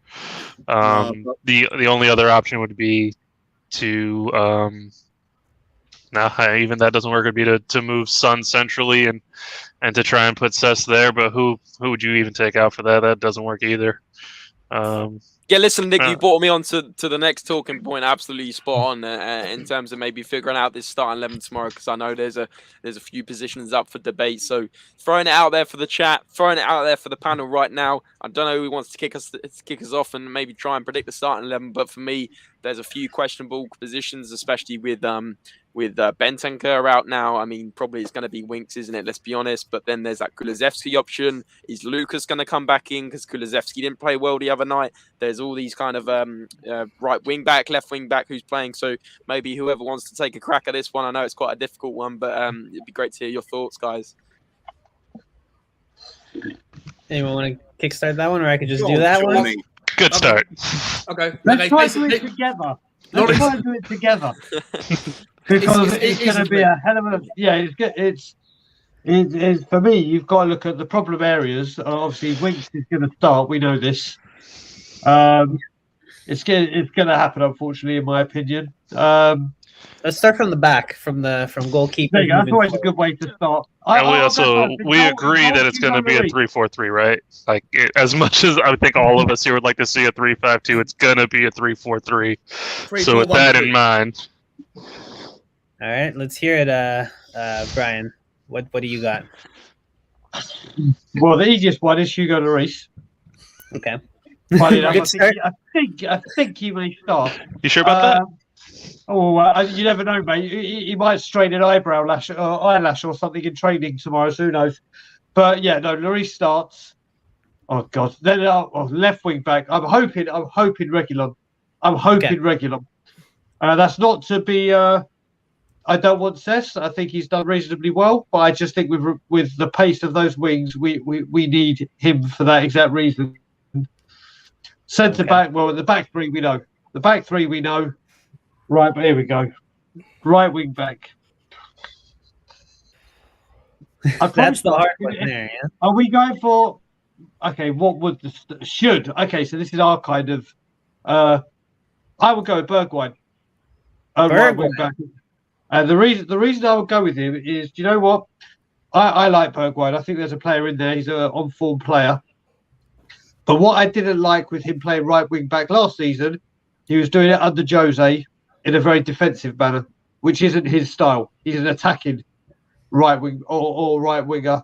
So I think he showed he can do it defensively. I'd like to see him try. If we're going to experiment with someone there in an attacking manner, I'd rather it be Bergwijn. So I'll go Bergwijn right wing back. Now the great fun part. Jesus Christ. Sorry, I'll just come back to Bergwijn, right wing back. That is an interesting one, I gotta say. But listen, I want to hear the rest of this one. Oh God. So what have I done? 5, 6, including the keeper. Oh Jesus. Yeah, they're hard. It's the crazy thing is you're trying to think about who to put in there, but there's no one to put in there. That's the thing. Yeah. It's going to be Winks and Højbjerg. The classic. So what am I up to now? 6, 7, 8. So I've got the front 3. Well, we know 2 of them. We know 2 of them. So who would I have up there last? I'm going to go Kulusevski. Cool. So Lucas benched again, and yours. Look, and believe me, I'm a big fan of Lucas. I think he's going to be our player of the season at the beginning of the season, just because what he was doing pre-season, what we saw with him at the end of Jose, I really thought this was going to be, and he has had flashes. Yeah. But I think Kulusevski's decision making, I think Kulusevski's way to pass, I think Kulusevski's coolness at the moment is just more valuable than what Lucas is bringing. All right. I respect that. And also, you know what? The Bergwijn thing, under Mourinho, he was doing a lot of defensive work. So that actually could work. We'll see what Conte thinks. But let's move on to Kuva. What do you think? What I think we're gonna see is pretty much along the lines of what Brian's just been saying. What I'm hoping we see is actually, the more I think about it, this idea of having Sessegnon as almost the extra pivot, the defensive sort of player, literally to pick up their pacey attacking players, give a backup to Davis and allow Reguilon to get forward a bit more. It beginning to sound like a bit of a plan to me. It's a bit more creative than we'd normally do, but it's got possibilities. It would free up the left wing and give a bit more stability at the left back area at the same time. It's that right wing back area that really bothers me. One central midfield if you got Winks in it, but like I said, if you bring Sessegnon in, you don't necessarily have to have Winks, do you? You could have Højbjerg alongside him, and then Kulusevski could play like who? Sorry, Kulusevski could play the. Easy for you to say. Yeah, absolutely. He's just taking over my role for the language this time. Well, the Guinness has started tonight, so I mean, I can't say Jose. It's Jose. Can I just mention something about this comment as well? Yeah, I was actually going to, but Brian, you go on. That's why I kept this one up. No. All I wanted to talk about, Harvey White, I think, is to be a great player. But I'm a strong believer that you bring in the youngsters when you're on a good. I just think this game could not break them, but it's not the kind of game to introduce them to. We need to start blooding youngsters. And what I will say about Alfie Devine. People may have heard me saying this for about 6, 7, 8 months now. Alfie Devine is going to be not a superstar, a world superstar. He is that damn good. And the reason I say that is when he was at Wigan, one of my parents' best friend's sons was on the medical team at Wigan when he was there. And when we signed him, I spoke to him and he said, Brian, I'm telling you now, these guys' stats for health, for training and everything, they are off the chart. They are off the chart. They're like, this kid is sensational. He is going to be like they were touting him big, but obviously Wigan came into financial trouble, and all I heard was him waxing lyrical. And we saw him against Marine. He played damn well against Marine. I don't think he's actually been in a competitive match since. Alfie Devine is still, I think he's 17 or 18 now, from what I remember. It's just about finding the time for him to come in the position. Right now, it's just a little bit soon, but mark my words, Alfie Devine will come in, and I swear and I promise he is going to be a world superstar. He's going to be that good. Well, let's hope that Tottenham doesn't ruin him and never plays him, just like Andre, why did you have to ruin the good vibes on that comment? Because it's a pattern. It happens all the time. Our players, we start ruining them, and then they go off to other teams and become the superstars they were supposed to. And I agree with what Brian's saying, but now it's just up to make sure Tottenham doesn't ruin them and actually gives them some opportunities. And that's my bit on that. But you know what? Let's go back to Kuva's masterclass lineup here. I think you should maybe email Conte, let him know your plan here, because it might work. Well, we're struggling just to get anything to work at the moment, aren't we? That's the problem. I think Luke, despite his drop in form, Lucas is probably just going to have to play it in some shape or another, whether he's playing as the right-sided attacker or whether he's playing as more of a central midfielder role. Right. Gonna have to get him in there somewhere, I think, just because he's got the experience. He does work hard, even when he's not playing well. He at least works hard. And you obviously you got to have I can't even talk properly. Kane and Son up front. He's our centre forward. You just can't replace him. You can't drop him. Son, same reason. Even if he's playing badly, he can be missing for 89 minutes and he'll come up with a goal or an assist. He's that important to the team. Those two are like nailed on. You just can't. There's no alternative. We struggle without them.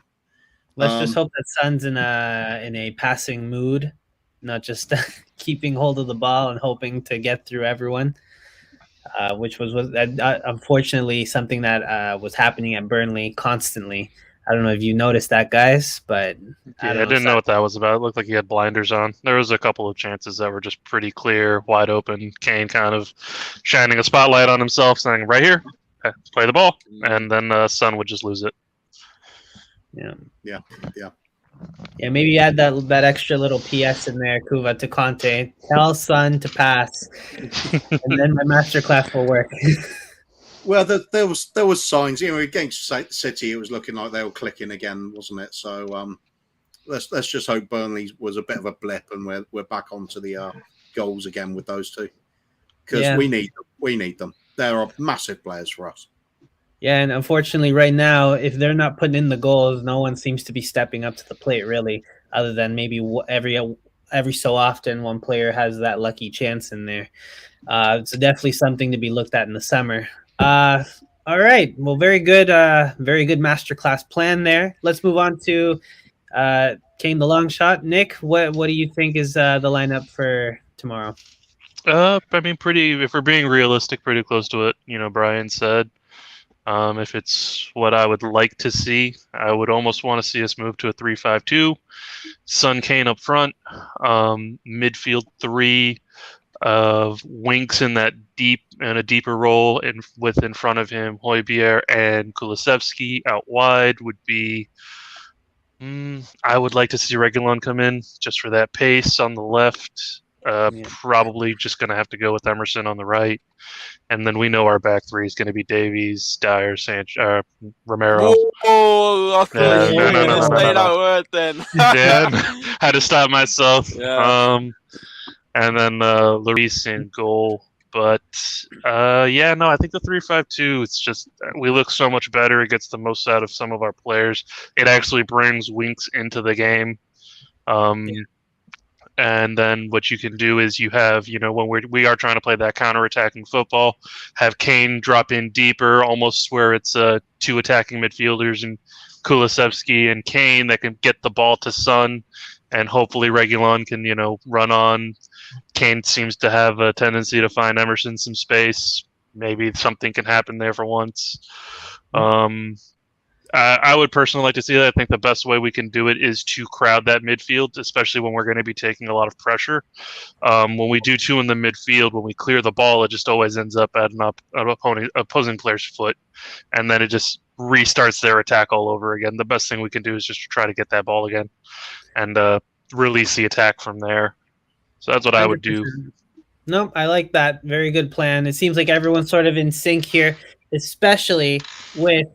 And as you guys know, I do not like Sanchez, and I'm glad no one put him on the pitch. That guy should not be seeing the field for no more than 5 minutes. What do you guys think of Sanchez? I really need to know. Bench player at best. I mean, realistically, the best he can do is to fill out a bench. I really wouldn't trust him to walk my dog, much less to go out there and get a result against anybody. He doesn't have the head for it. Fair enough. Kuva, Brian? I think Sanchez. The trouble with Sanchez is there can be a player there. There can also be one absolute idiot there. He's like an 8 out of 10, or a 2 out of 10. You never know what you're going to get. Yep, and that is actually exactly what I said a few episodes ago. The problem with Sanchez is he is literally the box of chocolates in the Forrest Gump. You never know what you're going to get. He's either really, really good on his game, everyone's praising him, or he just flops He just flops, falls down, just gets caught out, boxed out. Whatever else you want to, whatever other blunders you can think of. That Man City one where he face planted Phil Jones style, you name it. So it's a real pity because when he is playing well, he looks absolutely fantastic. Looks like he can handle anybody on his day. And he has pace, which is the one thing our back line just really lacks altogether. You so desperately want Sanchez to work, which I think is why it hurts so badly when he doesn't. Because you see he has the qualities. He's tall, he's big, he's fast, is not afraid to get physical, but his lack of spatial awareness and positioning, it ruins it every single time. Yep. And you know what? I'm a little worried here. Brian hasn't said anything yet. Are you going to defend him here? So no, I was going to wait till last. Kuva knows my feelings on this. I'm not that critical of Sanchez. Don't get me wrong. The last 2 games he played, Southampton and Wolves, he was a disgrace. He was absolutely woeful. But if you remember when Romero went out, when it just goes to show again what Eric Dyer brings to this defence. Because when it was Eric Dyer, a leader alongside him, he can deal with it. It's kind of like, when you hit 18 and you leave your house and go to university, it's kind of like you flee the nest and it's your time to stand up and be a leader. Yeah. Well, Sanchez has reached that a couple of seasons ago, but we still need to hold his hand. He still needs that dominating organizer and commander alongside him. He's getting to the age now where he should be one of those.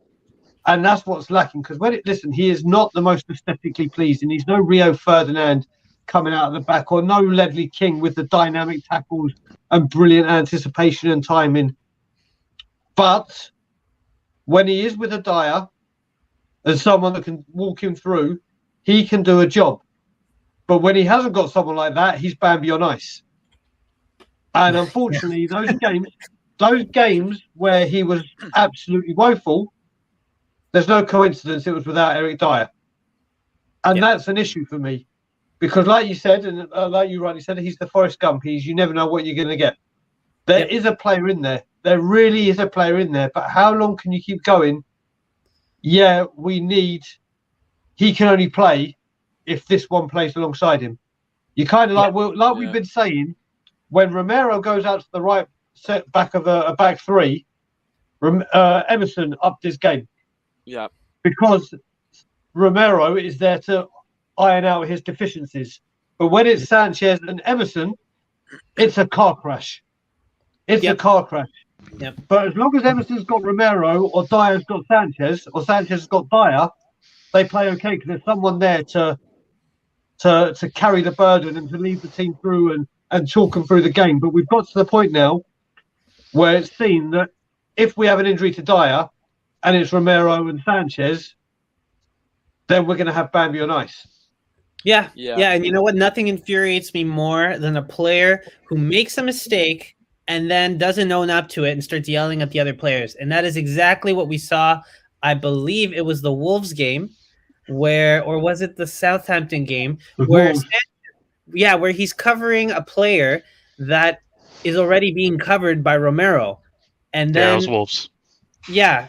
And then Emerson has to come back, leave the other guy, and come and take the guy that Sanchez isn't covering. And then it looks like Emerson just performed woefully, where, again, he didn't perform very well in general, but that is Sanchez's mistake. What is he doing, leaving that guy alone and then covering a guy that's already being covered? That's some really shoddy defending. Andre, I've been going to Spurs since I was a kid, but I started my season ticket in 1995. Kept it till 2005 when I moved to Israel. Then I came back and obviously didn't renew, and now I live in Canada, as everyone knows. Mm-hmm. I was at that Wolves game, and that was the most shambolic 45 minutes of defending I have ever seen live by a Tottenham team. And I've seen some horrific. It was defending. up there. It was up there. 100%. It was right. I mean, obviously, we saw on Sean's show a couple of weeks ago when he played that Benny Hill soundtrack over the defending, and when you saw that photo of 5 defenders just standing, or 5 players on the edge of the box just watching play, it was an absolute car crash. So yeah, this is the thing, and this is where it goes back to the strength in depth. The strength in depth. You got a few And- here agreeing with you. Yeah. Well, it's the thing. Like I said, if you look at it, I've said it as well. The time for sentiment with our squad and our players and our cult heroes, or everyone's individual. I love Pierre-Emile Højbjerg. I love him. He's my favourite player. Not just because when he's on form on the pitch, he's a leader, but from the very second he gave his first press conference or interview on Spurs TV, if you watch it, the way he talks and the way and the dedication he puts in and the effort.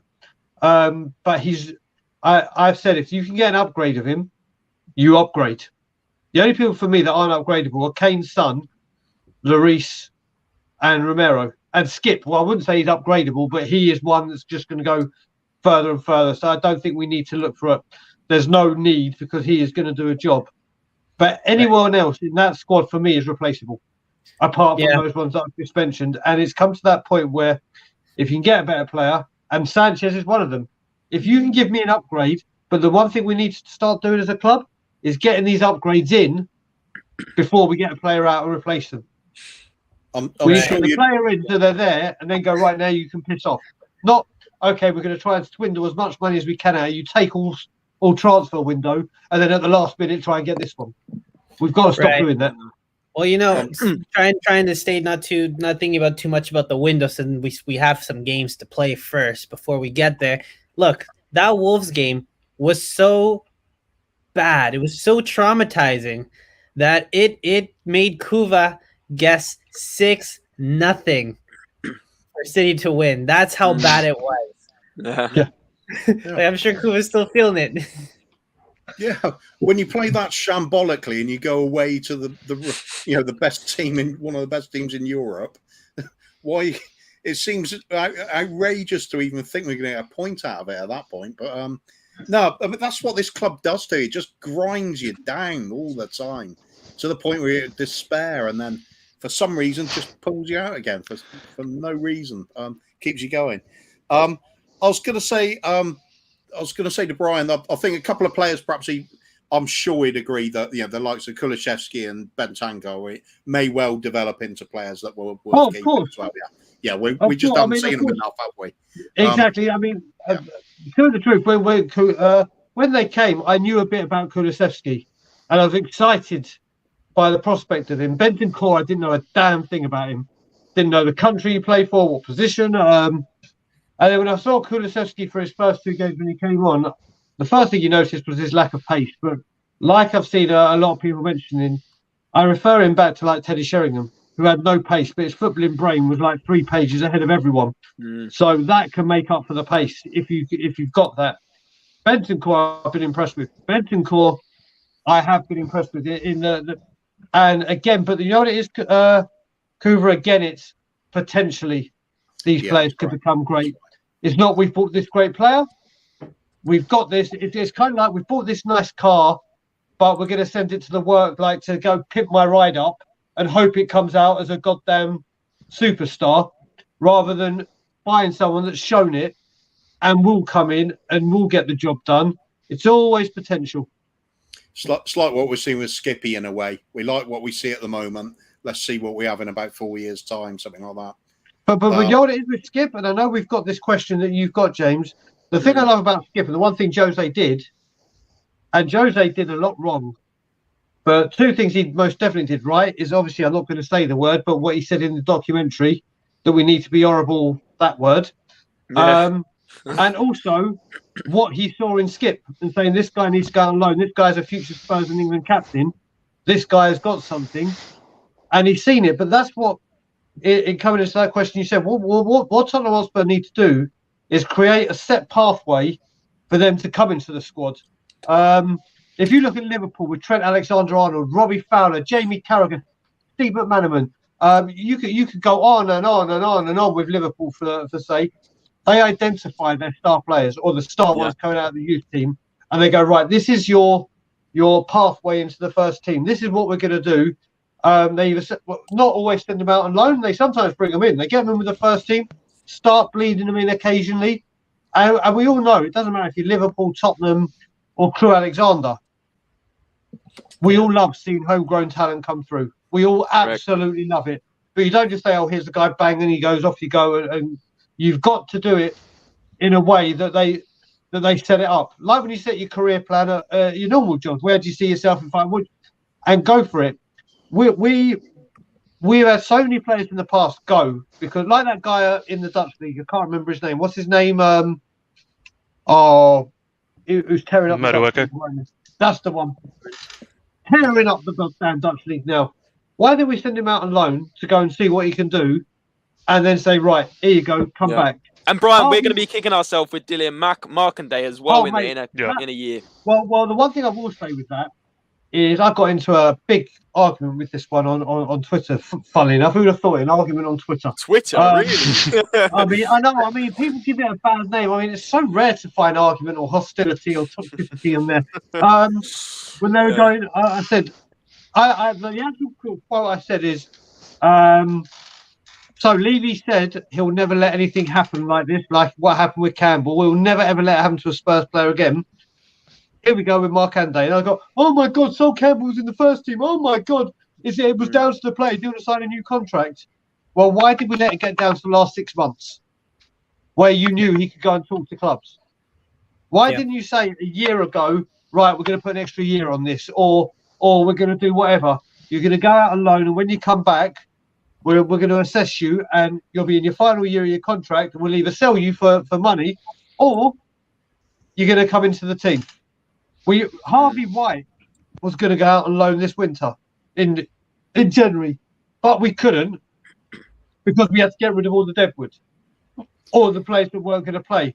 So Harvey White, who is a great prospect, a great dead ball specialist, a wonderful left foot that's cultured, that is something that we are missing, could have gone out, earned his stripes, got some first team football. And if it had been in the Championship, believe me, when you go out on loan, you learn the hard way because it's so rigorous. It's Sunday, Wednesday, Saturday, Tuesday, non-stop. Obviously, the tackles are flat. You become an adult, and then you come back and you've got a year's football rather than sitting on the bench at Chelsea or sitting on the bench tomorrow when we know he's not going to get on. It's another player that's just sitting there, going stagnant when he could have been out on loan, achieving so much more. That's what this whole loan system was for. Yeah, and Brian, just to interject, you made some amazing, really, really well thought out points there. Just what Kev G said in the chat. Big yourself up, Kev. Thanks for joining, by the way. But he's made a good point. Conte doesn't do youth players, but do you think this is a problem for the club more than the manager? So this is why I get annoyed, because if you have when we sat Jose and we heard that bullshit statement at the end of the season from Levy, and he goes, we're going to play open, expansive, attractive football again. We're going to do things the right way, the Tottenham way, and bleed through youngsters and play this style of football. If you were to think, everyone, of a footballing manager that sums up, that is Erik ten Hag to the goddamn letter. There is no other manager I would rather have. If that's your business model that you're going down and that's what you want to do, then you hire a man that does that and you give him time to develop it. You don't go bring in a Conte who may not play youth. What is the point of trying to bleed through youth but then going for a manager that you know only comes in, spends millions? This is what I don't get. Now, I understand why he got Conte, because after Levy out and the Nuno sacking, he had to make a big appointment, had to do it in case there would have ruptures. There would have been absolute scenes going on. So listen, I'm very, very happy we got Conte, but we can't keep going on saying this is the business model. And even if you look at Paratici, again, what I said with what he said, if you want a director of football that does that, that's Luis Campos. It's Luis Campos to the letter again, to develop, find and identify young talent, nurture them, turn them into stars, sell them for a massive amount of money. Yeah. So we've got and done it again. We've hired a manager. Don't get me wrong, I'm delighted we got Conte. But if you want the youth to come through, you need a manager that's going to do it or has a reputation and a talent for doing it. And we keep avoiding it. We keep going, yeah, we know we want to do this, but let's do this. We used to have a manager like that, didn't we? Oh, but did it kind of sound like Mauricio Pochettino, maybe? A little bit, yeah. Yeah. I think I heard of that guy. Yeah, and look, going well, back to one that- thing to that add, comment- Go on, if I Nick. just if I could just add to that, you know, we were talking about youth players and bringing in, you know, young players. I would also like to highlight a lot of our squad, even the first team, is still fairly young. Emerson, 22, Romero, 23, Reguilon, 23 or 24, Sessegnon, around there as well, 21, Rodon. 22, Rodon, Bentancur, even Bentancur is 24. You know, Kulusevski, 21. A lot of the players that we have in and around our first team are very young players. Yeah. So not only is it just developing them, but then we also do need to bleed in our younger players as well, the youth players from our own academy. If you can supplement them with some proven, experienced talent, you know, to get in there, really show them the ropes, then you're going to go ahead and see those guys develop into world-class players. You have to have a good mix. But we have plenty of young players. But I get what you're saying, Nick, and I do understand what you're saying in terms of we do have a lot of young players anyway. But do you guys think, and it goes back to this comment here, let me just quickly find it, from SOF. It kind of brings me on to maybe a mini talking point after this. He's saying we don't have the youth setup Ajax have, and the same as Barca. Do you guys think the reason why we don't use this youth is maybe the quality isn't there compared to other clubs or compared to what it used to be? Yes. I mean, when you look at it, this is going to take time. That's really all that can be said. This is going to be a big project that's got to be built from the ground up. When you look at when Paratici first came through the door, the first thing he said was our youth system, our scouting system, it all needs an overhaul. It's been neglected for too long. Conte said the same thing when he came in. All of that needs to be worked on. It's years of mismanagement and years of neglect that's going to take years equally to fix. This isn't something that gets fixed overnight. It's something that's going to have to be built upon, and hopefully that's what we see Paratici doing, is working on building that up. And he has a pretty good track record of identifying young talent in Italy. Hopefully he can do that here. So you know what? I'm so happy you brought up SOF. And SOF is the fact. I just want to thank him for his support, because he's a great supporter of all the channels, legend. Of all the channels. And it's bang on right what he said about Ajax. Now with their listen, Ajax are known worldwide. If your kid is scouted by Ajax and other teams, you go to Ajax because they are simply the best at doing this. Now, if we had got a Ten Hag, if I'm just playing, I would have given 5-6 years, because I know that whole thing would have been developed. If Ten Hag came, he would have said, right, I come. I'm not saying he would have brought all those people, but he would have said, I want to adopt everything that I have at Ajax from the grassroots up. So everything I have is around the Ajax system, because Ajax are incredible at this. Ajax are the masters. Southampton had it. If you look at the players that came out of Southampton over the years, absolute phenomenal team they could have put together at one point. And it's because we have this wonderful, apparently, youth academy, and obviously we know all about the training facilities. And again, as FOS says, he lives in Texas, and there's a Barcelona camp, or was it Barcelona or Ajax? Yeah. Sorry, No, Barcelona. Yeah, Barca. Barcelona academy down the road from him. This is what they do. They go and tap up. They go and do this. I was watching. Do you know what? I was watching. I don't know if anyone's watching it. On Amazon, there's a great documentary about Brian Robson.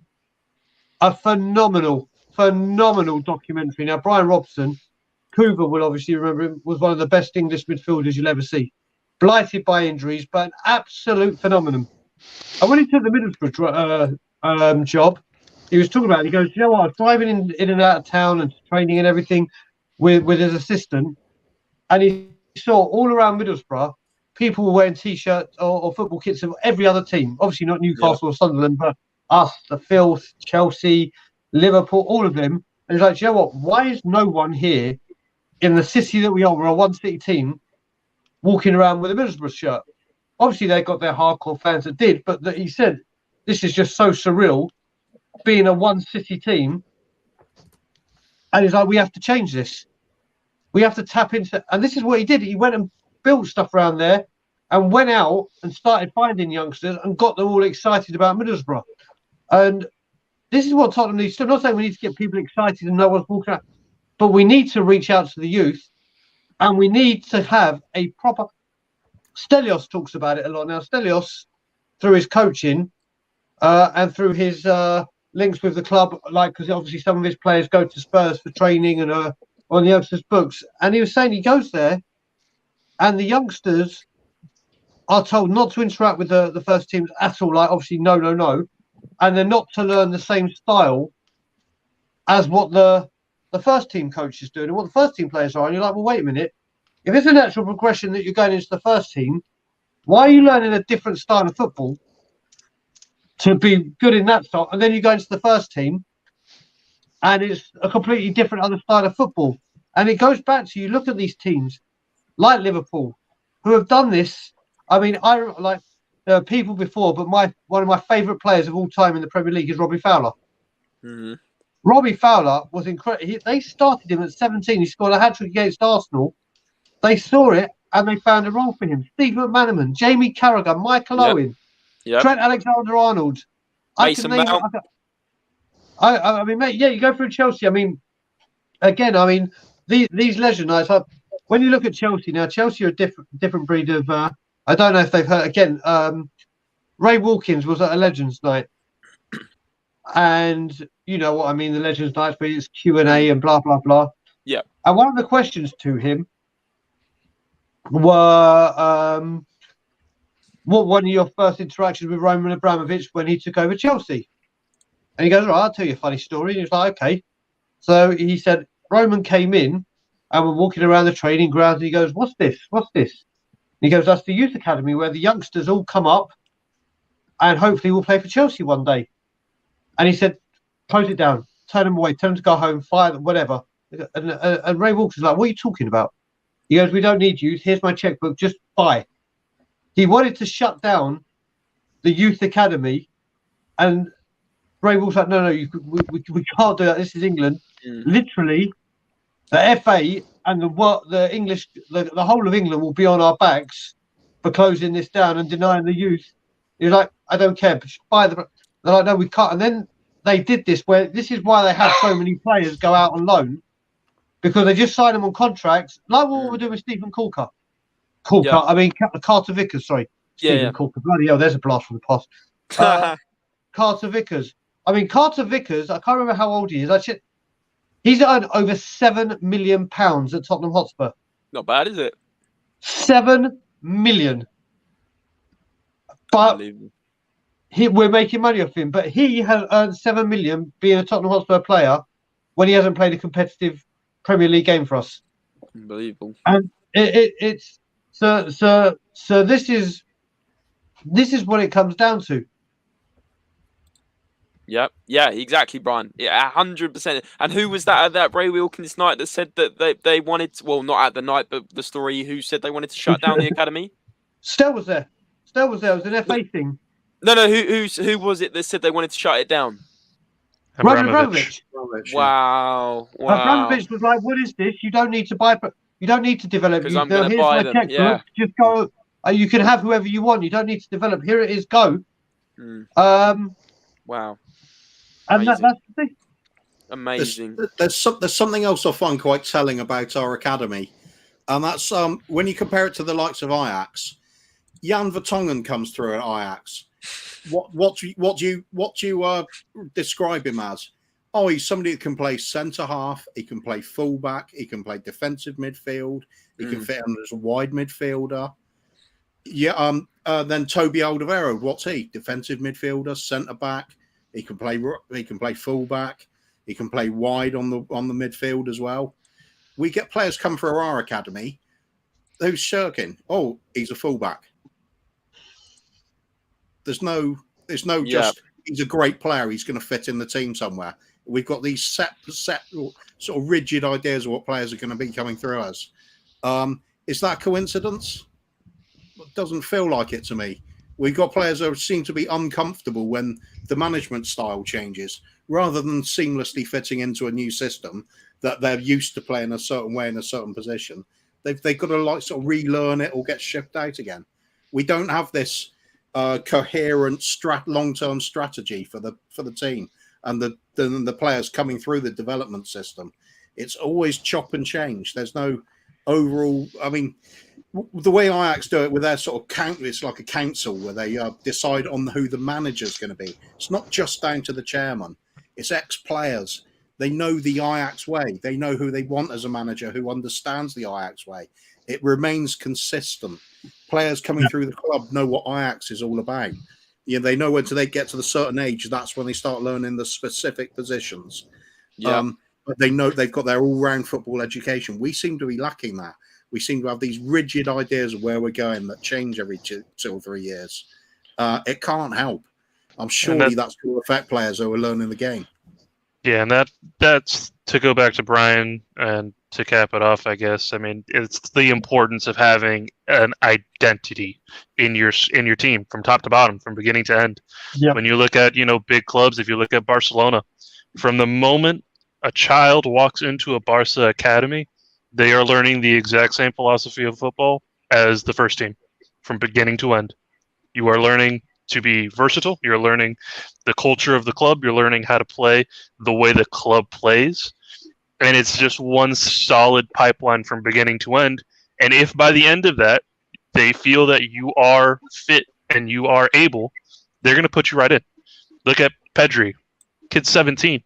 He's out there on Champions League nights, playing, dominating games. Look at Messi. Messi was scoring hat tricks in Clásicos at 18. You know what I mean? It's the importance of having an identity from beginning to end, knowing what the club is about, how we play, and what your job is in that. And if you're just constantly chop and change, you coming up with different ideas, then you get confusion and you get people that fall through the cracks. You know what I mean?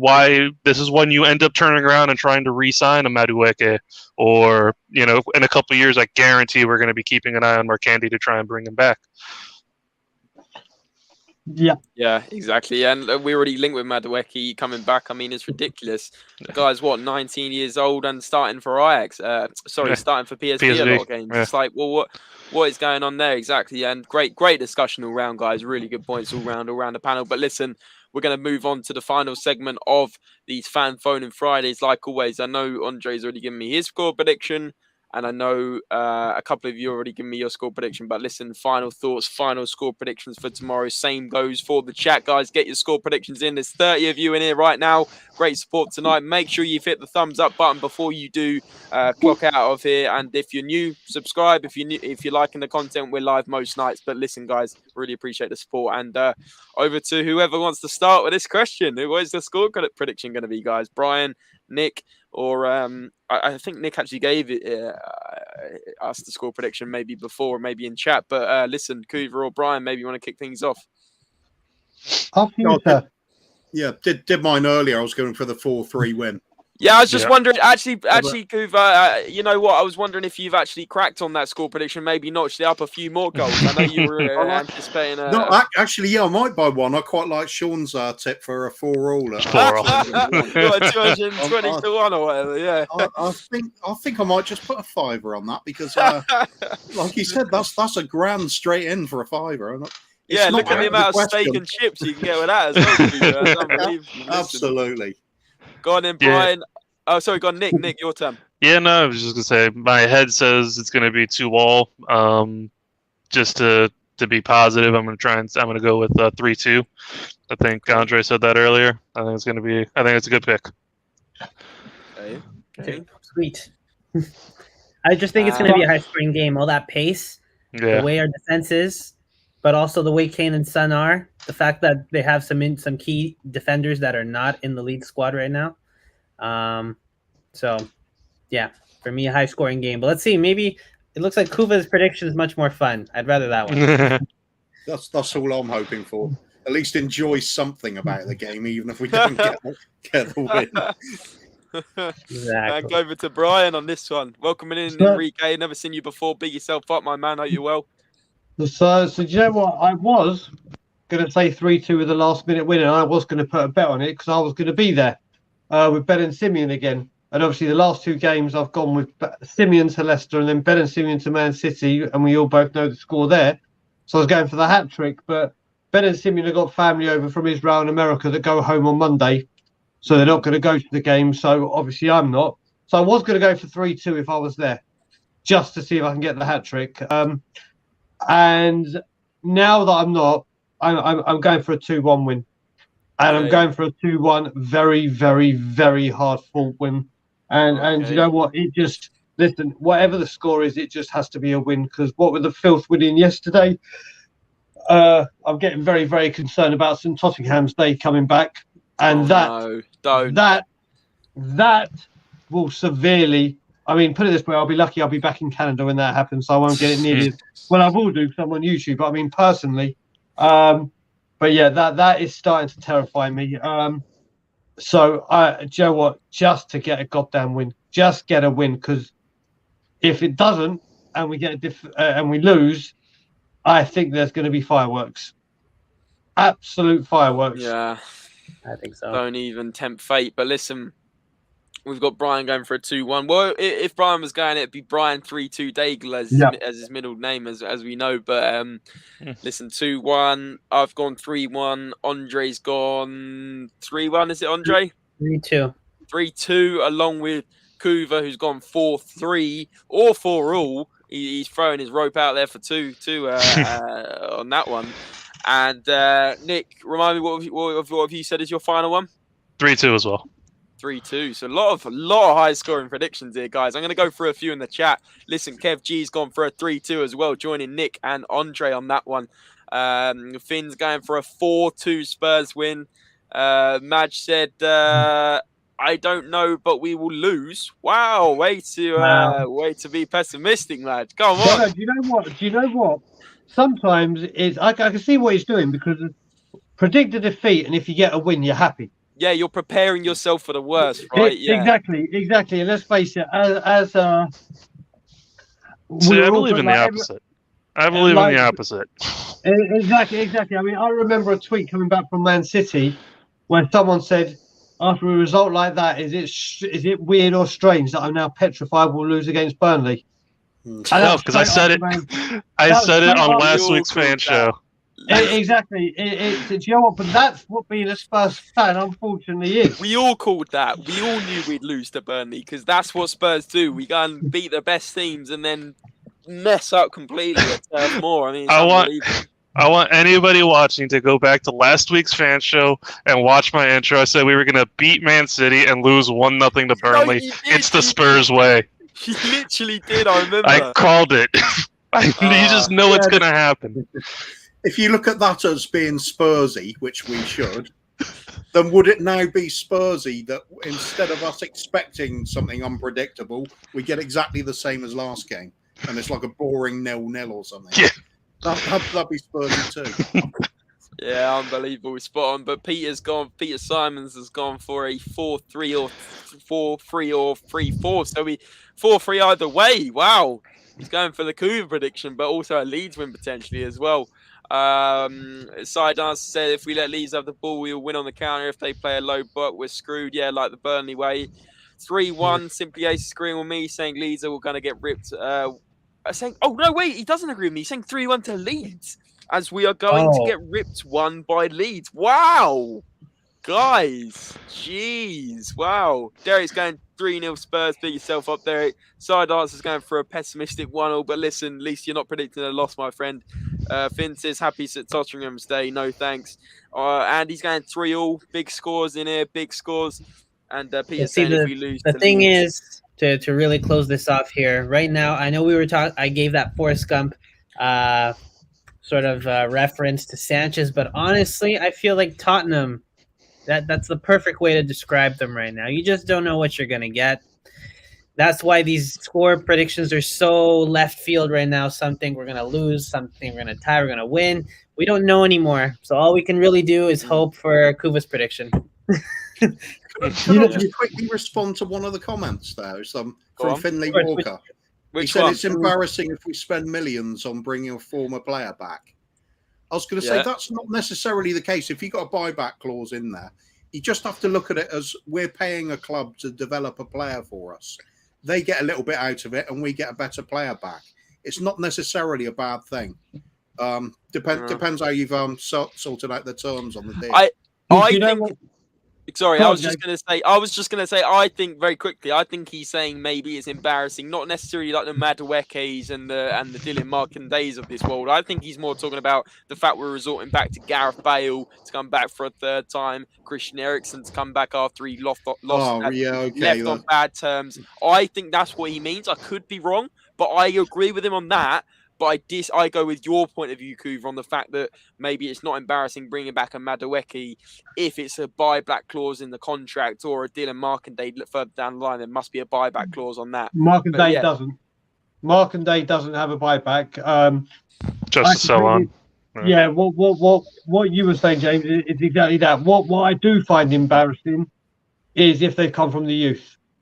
If they've been there the whole time, then it plays into that narrative of, like Stell was saying, where they learn a completely different style of football, and they're like, well, no, he's not going to fit here, or he's not going to make the grade. They go out, play another style of football. If we've brought them through, given them all that teaching and training in that academy, to send them out on whatever way, whether it be a free or whatever we did with Markanday, just to see them shine, and then we come back. Look at deals like the Robbie Keane one, where he went out for 6 months to Liverpool. It wasn't working out, so we brought him back, and we got him back for.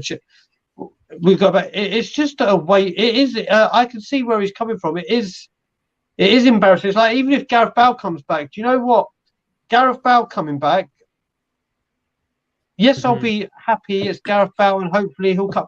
But why are we going back and signing and getting over the hill, injury-prone player? Yes, it's Gareth Bale. He's so good, and we can get him back. And if he hits that levels again, we're no, go buy a player that's 24, 25, 26, that's about to come into the prime, that can do the job now, not live on what he has done.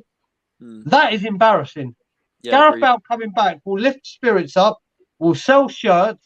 People, the only good thing I see with Gareth Bale coming back is the fans will be able to go in and see him. Because the second time, obviously, with COVID, no, he didn't get the entrance onto the pitch and the stand ovation that he does deserve. But don't get me wrong, if Gareth Bale comes back, I will be happy, because it's another player in the squad that you know that can do a job. You know he can do it. Yeah. But where does he fit in this system? How many games is he going to be injured for? Is he going to play 90 minutes? Is he going to show up? I'd rather go and sign, I can't think of a player to name right now, but like a 24, 25, 26-year-old that Conte's identified as what he sees playing the next couple of years in his style of football, rather than just bringing a Gareth Bale back just for the sake that it's Gareth Bale. Yeah, agreed. I would agree. I would spot on agree with that. But again, I guess it's the whole point about why do we sell these players prematurely with the Markandays, with the Maduekes? I think that point is very valid. But I think you're right. We can't go back for Bale for a third time. Like, surely there comes a point where you might as well start talking about bringing Gary Lineker off Match of the Day and bringing him on up front. Do you know what I mean? It's like there's got to be a time where we go, no, actually, we've gone back to this player once too many times. And, Bale was great when he came back last season. It was brilliant to see him back. The sentimentality reason was there. But also, you can't push it too much and try and squeeze every inch out of a player that's just for sentimental reasons. Let's be honest, like you said, Brian, like, oh yeah, we can give him that send-off and everything, but that doesn't justify coming back for me. That's not a good enough reason why we should bring them back in. Yeah, I think there's a difference. I mean, if you want to bring them back for sentimentality, I'm not inherently against it, but that shouldn't be like the main plan. We shouldn't be pinning hopes that Gareth Bale's going to come back and save us. If he wants to come back as an extra, once we get actual business done, sweet, no problem. You know what I mean? to give him a proper send off. But we shouldn't be pinning our hopes that Gareth Bale is going to be our savior for the third time. And it's almost the same thing with bringing in the youth. Yeah, we should be blooding our youth, but at the same time, we shouldn't be pinning our hopes that the youth are going to come in and change the way the squad plays and get us results. So that's not the way it should be. You end up ruining them and when putting too much pressure on them. So there's just a balance that needs to be struck. Yeah, absolutely. I think you're right. I think you're right on the balance, and I think that summarises that. I think we summarised everyone's score prediction, and I think we summarised. Only one last thing about Bale is you could look to bring him back as like a player coach, just because he's got all that experience and great technique, and he could pass that sort of information on to the youngsters. But I said do that with Defoe. If you do that, those players are going to be golf experts by the end. Yeah. You know what? Exactly. Do you know what, Nick? Yeah, bang on right about Defoe. Bang on right Put about Defoe with Scarlett, please. Put Defoe in there. Give him some time with Scarlett and watch that kid grow. Bang on right with him. And it's kind of like what we're saying. That's the start of kind of like the Ajax and getting football people and Tottenham people in. Gareth Bale, I think, as much as I agree with what you're saying, Kuva, I just don't. I think after football, like he's playing, I just don't see him continuing it. I see him doing other related stuff. He'll invest in some businesses and play some golf. Which, listen, he has every single right to. Single right to. And you know what? Peter Simmons says Bale will score 15 goals, no problem. I don't have any doubt in that. But if it's a hat trick against a Burnley, Enes Mura. And exactly, yes, he'll get those goals, but it's when at this rate, we need those goals. We don't have a problem against Man City. We do have a problem against Burnley and Mura. No, I mean, on that part, you're right. But it's like I said, I mean, let's face it. I mean, if Gareth Bale comes back, he's definitely not going on 600 grand a week. I think we can definitely assure that. No. But the money he will be on will be quite vast. And I just think, do you know what? Go give it to a player, like we said, that's 24, 25 or whatever. It doesn't have to be 23, but is showing considerable promise or is doing it at the level. So he's coming in to hit his peak, not had his peak and coming down. And that's the only thing. Like I said, if he comes, I'm not going to be disappointed. I'm not going to be like, oh, no, what the hell are we doing? But I just think now we need to be aiming higher.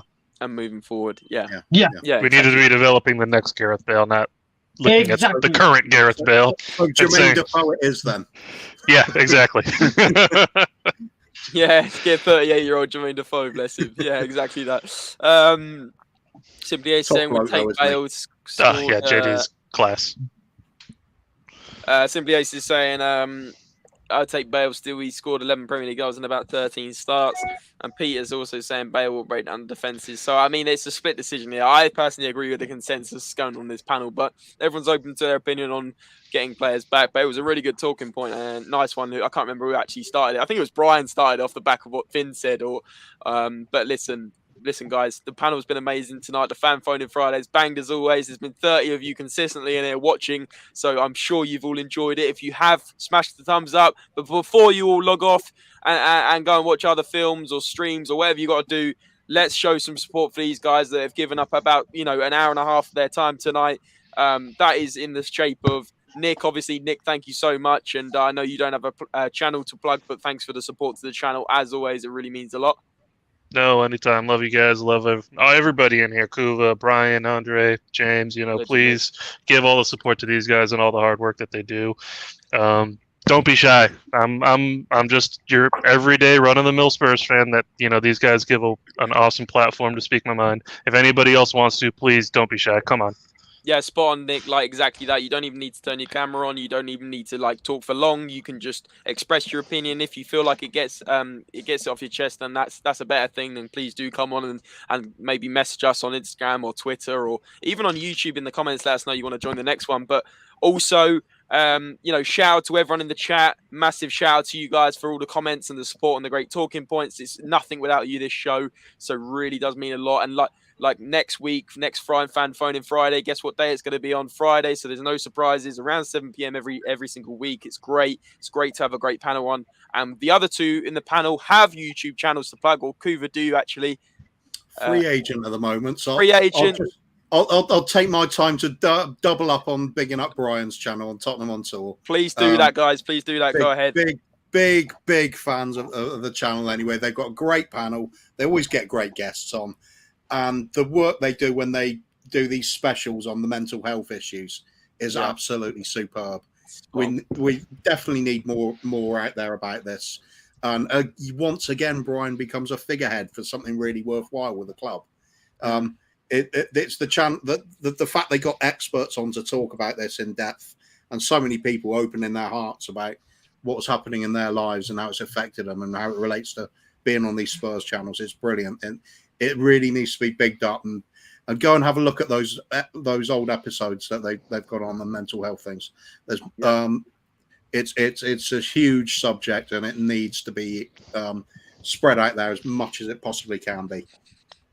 Yeah, absolutely, Kuvi, you're spot on. And before I give Brian the chance to obviously extend on that, definitely I would just have to echo what you're saying, Kuvra. I watched that whole mental health episode. It really, is close to everyone, whether you yourself struggle with it or someone you know, your friend, your family member. Sometimes if it's not you suffering, you're the one that can provide support to other people, whether it's going out for a coffee and having a 5-minute, 20-minute conversation with them, whether it's, sitting down with them in your kitchen and having a word with how their day's gone, or whether it's, talking to someone in the streets and just saying, hi, how are you? Or even if you're not comfortable doing that, just a small smile, it goes an awful long way. And I just thought I'd, get my pennies worth in on that. And it is a very important message. And I'm going to let Brian, take over on this one as well and kind of extend on what's been said already. Well, first of all, both of you, thank you for the very, very kind words. And I just want to say as well, what Nick said as well is so true. I mean, I'm going to talk on behalf of Bobby Kay, who has now become on a lot of the channels, who's a very, very, very close family member of mine back in Toronto, whose family we met at the Scotland Yard, which is our Toronto pub, and we just clicked. And he was going through a rough time, and he is loving. He never knew about this YouTube community. He knew I was on YouTube. He didn't know what the community was, what goes on behind the scenes. And he came on, and as you see now, he can't get off streams. He's absolutely loving it. And Nick was echoing those sentiments. It's amazing until you come on these channels and you see us, but you don't know what goes on in the back end. We are unlike other football clubs that have their fan channels and other channels. They all care about, okay, we need to beat these people. We need to be the biggest slice of the pie. We need to be getting the biggest following. It's all competition, whereas thanks to We Are Tottenham TV, this whole family has been set up, because obviously they're the mothership, as I call them. And it's become a community where we all help each other. We all try not to stream at the same time. We all are here to jump on other people's shows and help and support. And it's extended, especially during this time with COVID and lockdowns and everything. It's been a saving grace for me, as well as many other people. And Nick is right. Like, Nick's now, I mean, I'm in a WhatsApp chat with him, and it's a breath of fresh air. You're talking to people that you never thought you wouldn't even meet in your real life. Yeah. Such is the power of this YouTube community that we've grown. It's not just for the YouTubers and the streamers. It's for all these people in the chats. I have made so many friends and connections around the world via social media, just for people commenting or seeing me at the training ground and following me. And I always try and respond to everyone. It's just a lovely thing that this Tottenham community has created. And obviously the mental health part, I've suffered with mental health. I still do. I suffered with it for the best part coming up to 30 odd years. No, that's about 25 years, but also addiction. And that's why we do those mental health specials. And so far we've raised just over 800 Canadian dollars for 2 charities, which will get split directly down the middle. But yeah, find us on Tottenham on Tour. We're with obviously Brian Ireland, Adam Clark, and it's Danny Kiriakou. Classic. It's Danny Kiriakou. And we try. Well, once I get back to Canada, we have big ideas to put out. Ireland and I have got a lot of ideas, and so do Adam and Danny. But when I'm back with him in Canada, and we're not got this time problem, and obviously I'll be back in Canada because thankfully Bob Spur is doing so much better. There will be a lot more coming from us. So please come and check out Tottenham on Tour. No, spot on. Literally, guys, please do. Finn's already going over there to check you guys out, and hopefully Cheers, Finn. you get at least a couple more that will go and follow Finn's steps and check out what a great channel it is. Myself and Andre have been on that channel. We did a whole show with them those guys over there. Like you said, Adam Clark as well with his Jurassic Park appearance. That episode that was hilarious. When random noise. I think Kuva was Kuva on that night. No, actually, that was completely other podcast. But you know. I was on that though. Yeah, but Yeah, he's always on. by the by, it was great, you know, with Adam, the other Brian. I haven't actually been on one with Danny Kiriakou yet, but I'm sure I'll be, leading the singing on that one now. I've had it heard so many times. But listen, that's a great channel, and Brian gives up a whole lot of time on other channels, including ours, week in, week out, and he doesn't have to.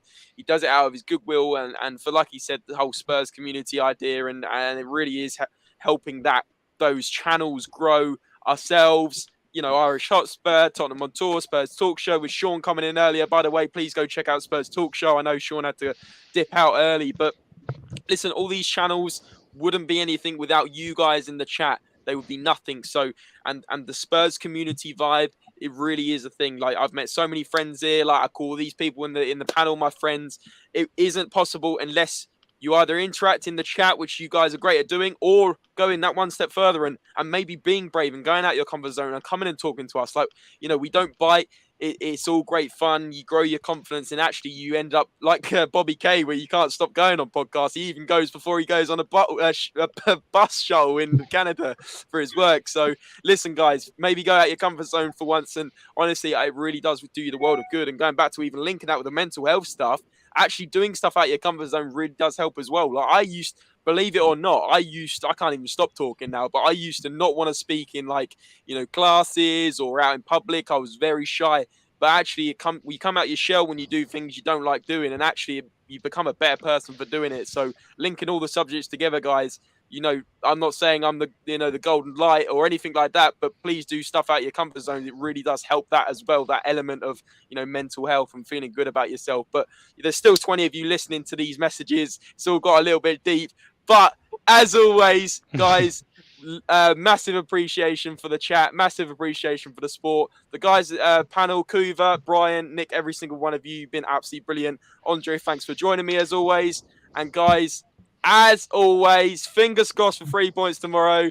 We will see you in the next video. And as always, come on, you Spurs.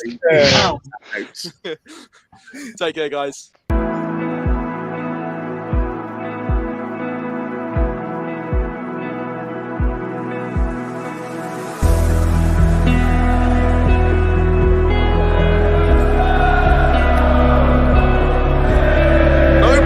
For guessing which film Andre's watching tonight. Is it Forrest Gump? I'm not sure. Life's like a box of chocolates. Goodbye.